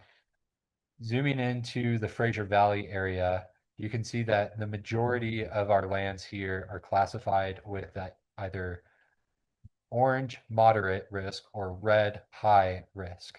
A lot of the blue lines that you see are parcel and property boundaries. So I did also want to show this map that just clearly shows the municipal boundaries of Fraser. And it is very clear that the vast majority of Fraser lies in that moderate or high intensity fire risk area of the WUI. There is actually one area here, actually kind of centered on downtown Fraser, that is technically identified as a no or very low risk area, but functionally, basically all the town is identified as in the WUI, and therefore, when we implement and adopt this code, it will apply to all properties in Fraser. So in talking through the overall adoption plan, both Fraser and the town of Winter Park are adopting these at roughly the same time. I believe this is going to Winter Park's town council next week for adoption. And they're structuring their adoption in a similar way that Fraser is. So similarly, as we adopt the code itself in chapter 18, which is our building code regulations, we are also adopting amendments to chapter 19 that deal with landscaping and screening, so that the defensible space and site area requirements in this code are incorporated with our other landscaping requirements. And again, Winter Park is doing the same thing, adopting the code by reference in their building code, and then also updating some of their landscaping regulations in their UDC, their Unified Development Code, to be consistent with the Wildfire Resiliency Code requirements. Okay, so speaking through what some of these requirements actually look like, again, they take place in these two buckets, one of which being structure hardening. These are things that deal with the actual building or structure themselves. And this again applies to all new buildings for all land uses within the town, with a few exceptions as noted here on the slide as well as in the staff report. So these would be administered, reviewed, enforced by building department staff. Our building official and building inspectors will review compliance when reviewing plans that are submitted with building permits. And as part of the building inspection process, they'll verify, the materials that were used for things like, walls, windows, roofs, etc., that they comply with these new structure hardening requirements.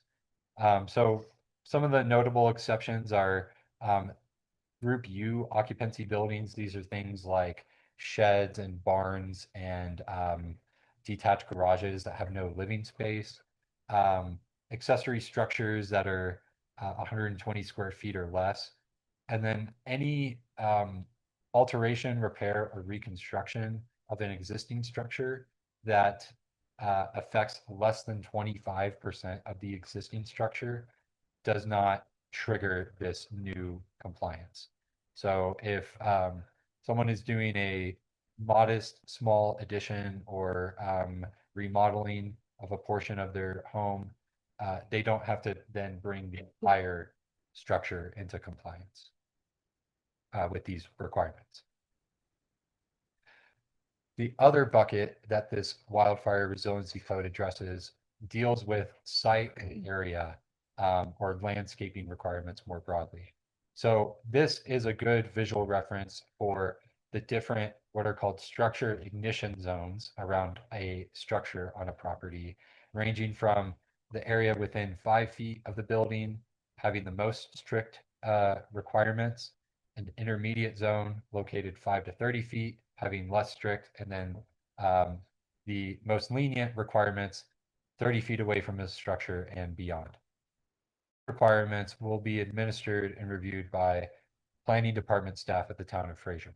So again, it's something that will be reviewed as part of site plan applications and building permit applications and verified by planning staff in the field at the time when a final zoning inspection is requested to verify was the landscaping installed per plan, are the correct requirements being met within these various structure ignition zones.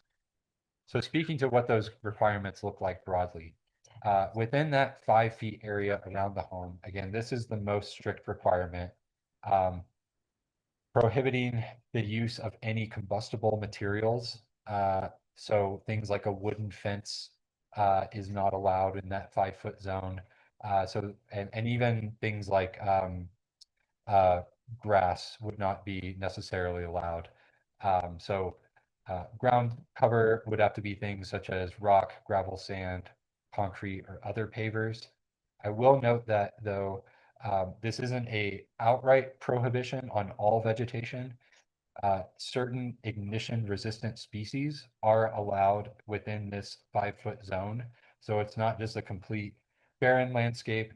Certain plantings would be allowed, subject to, compliance with the particular ignition resistant species. No new trees are allowed, but any existing mature trees could remain within this zone, subject to these requirements here about tree crown spacing, clearance from the structure, and having clearance from the ground as well for branches and things like that. Zone 2 gets, again, slightly less strict. This is things like spacing of trees and shrubs are required so that you don't have a high concentration of that vegetation together. And these two bullet points here around removing dead plant material or large accumulations of surface fuels, frankly, these are things that would not necessarily be enforced by building department or planning department staff over time. That's more of the ongoing monitoring that could be done by a community HOA or by the property owner themselves with periodic inspections. Frankly, this code doesn't require that kind of ongoing enforcement and site maintenance.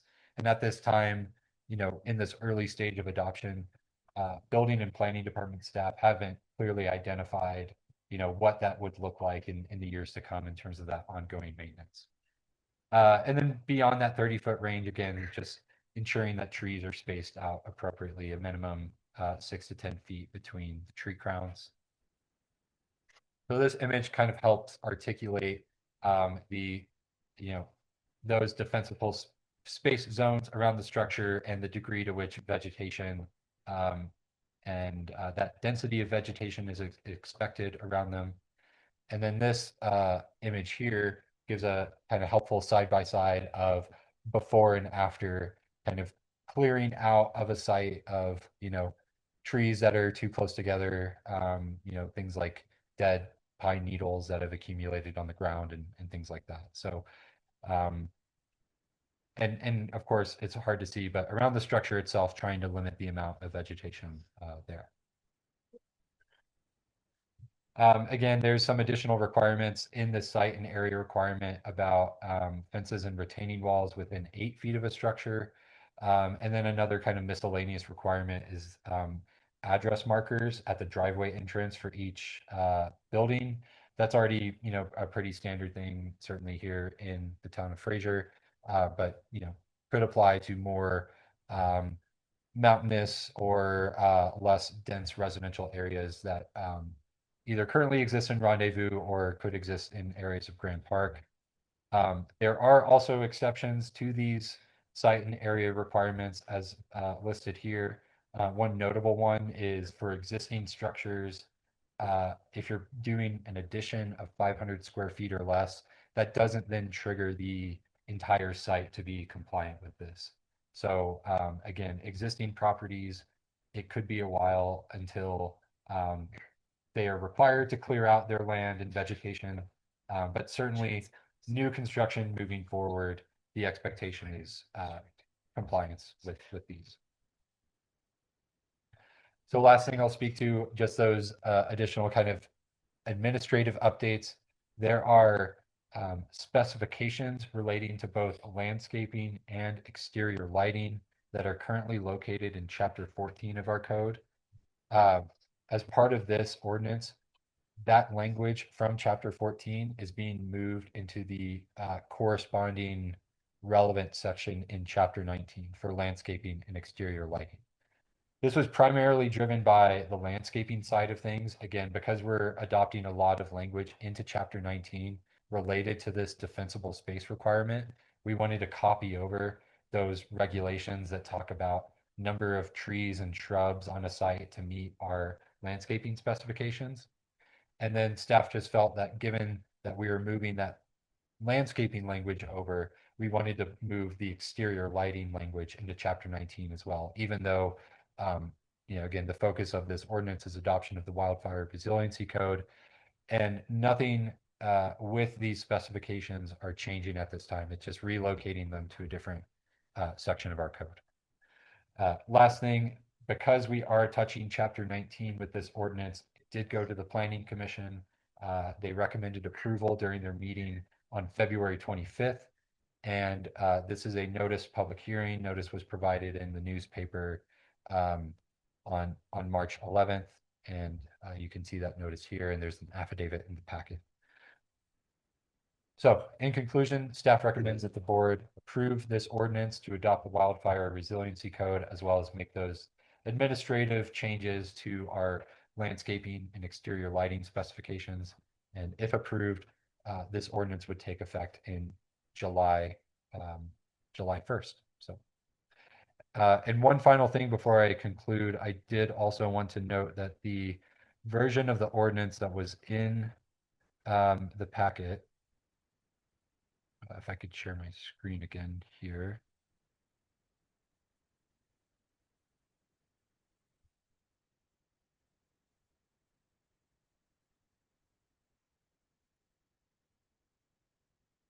The version of the ordinance that was included in the packet, bit of an oversight by staff. It did not include the addition of this strike-through language that you see here for the exterior lighting specifications. It did not show this added into Chapter 19, but staff has prepared an ordinance with this language included, and I will show it here. Apologies.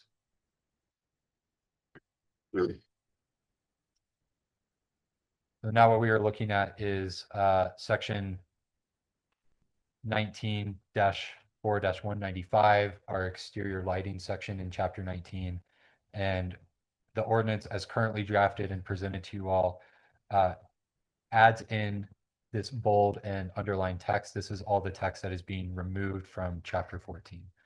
So when you go to make this motion, I would just recommend noting that this is the version of the ordinance that is being presented for adoption. Just to clarify, it's not changing any code, it's just moving it from one section to another. Correct. So it's better organized. Correct. And that has all the dark sky compliance pieces to it. Yes, so you can see right here under subsection 1, this talks about lighting on commercial property in dark sky compliant. There's a list of other specifications around wattage and height of fixtures, etc. Yeah. That has a residential requirements too in it. Or is that just commercial? I So can't see it. again, it's simply just commercial lighting in the business district and PD areas that have non-residential uses. This is how our code is currently written in chapter 14. So we're not proposing to expand these regulations to purely residential properties at this time. We simply want to move this language into chapter 19. Staff understands that there is a desire from the Planning Commission and Board to have a dark sky lighting requirement for residential properties. So that would be handled through a chapter 19 code amendment, amending this language, and it would go through the Planning Commission and Board. And that would occur after adoption of this ordinance. Now, I would recommend giving that its own special emphasis, which we are planning on, because you do want to have public input for residential requirements for dark sky compliance. It's already kind of in there. Oh, It it's doesn't in there a say little dark bit. sky compliant, but it does say it's supposed to be downlit. It's not supposed to shine on other property. Yeah. So we're not changing any regulations tonight. We're just moving from one place to another. We will be visiting. You So- compliant to me when you bought my porch light. She bought me a porch light. I did it. Then your renters took it down. Did they? Yeah, they did something else. They've got something else going on. I'll text them, make them put it back up. Well, maybe when they move, it's not a We problem. don't really have a choice here, right? This is a state law. We have to comply. Yeah. So I'd like to make a motion to approve ordinance 533, amending chapters 14, 18, 19 for the Colorado Wildfire Resiliency Code, including the additional external lighting requirement for commercial to be moved from chapter 14 to chapter 19. Yes.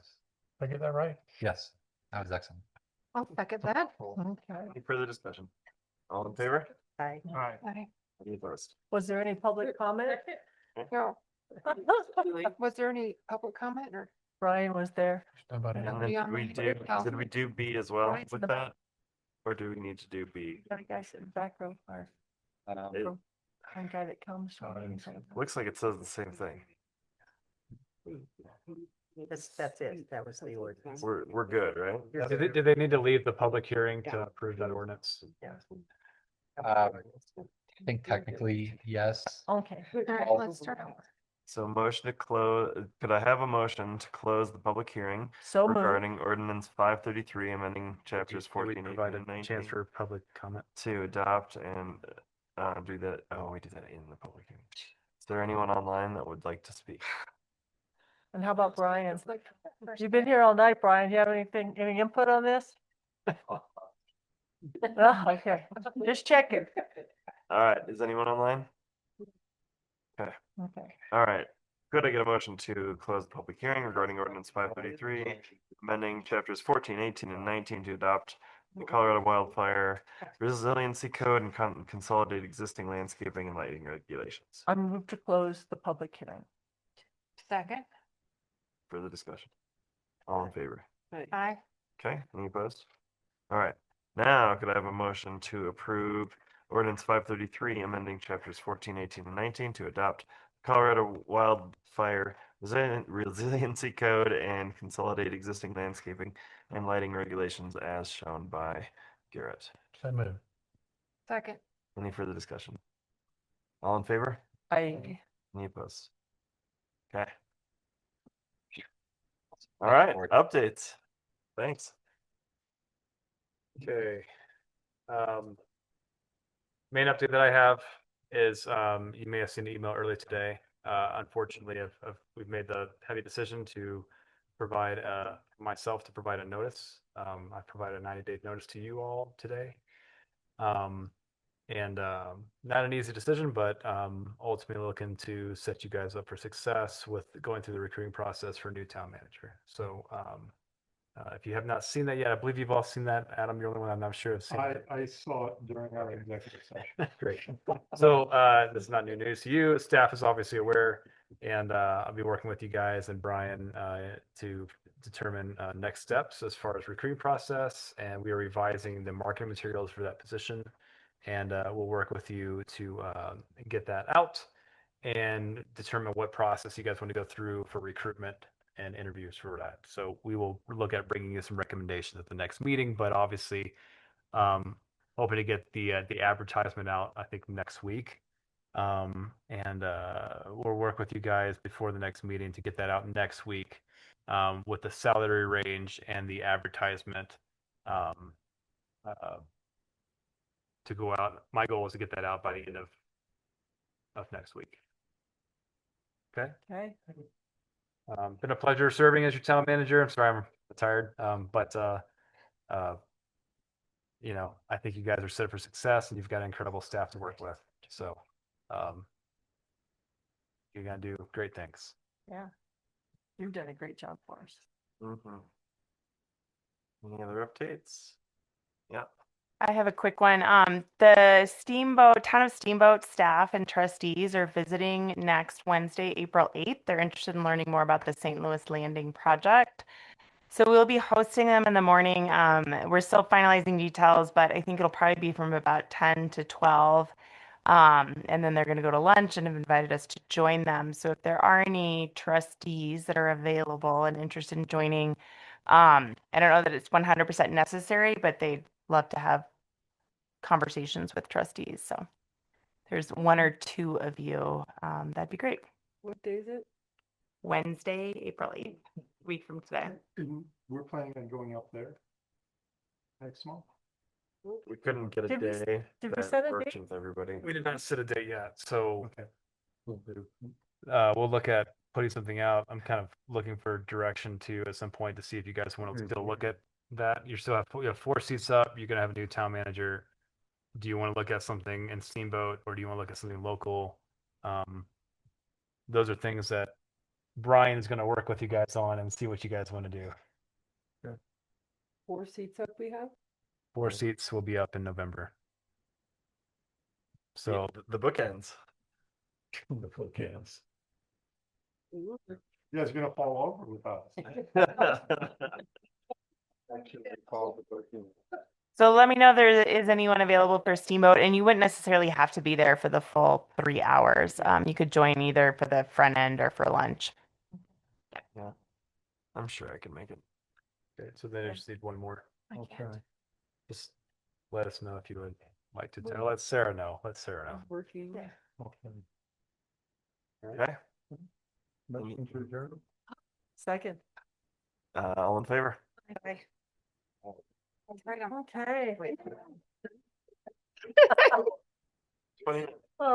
Who did it? Did you get the motion? Did I ask? Lewis is always a good set. You guys. Oh, yes.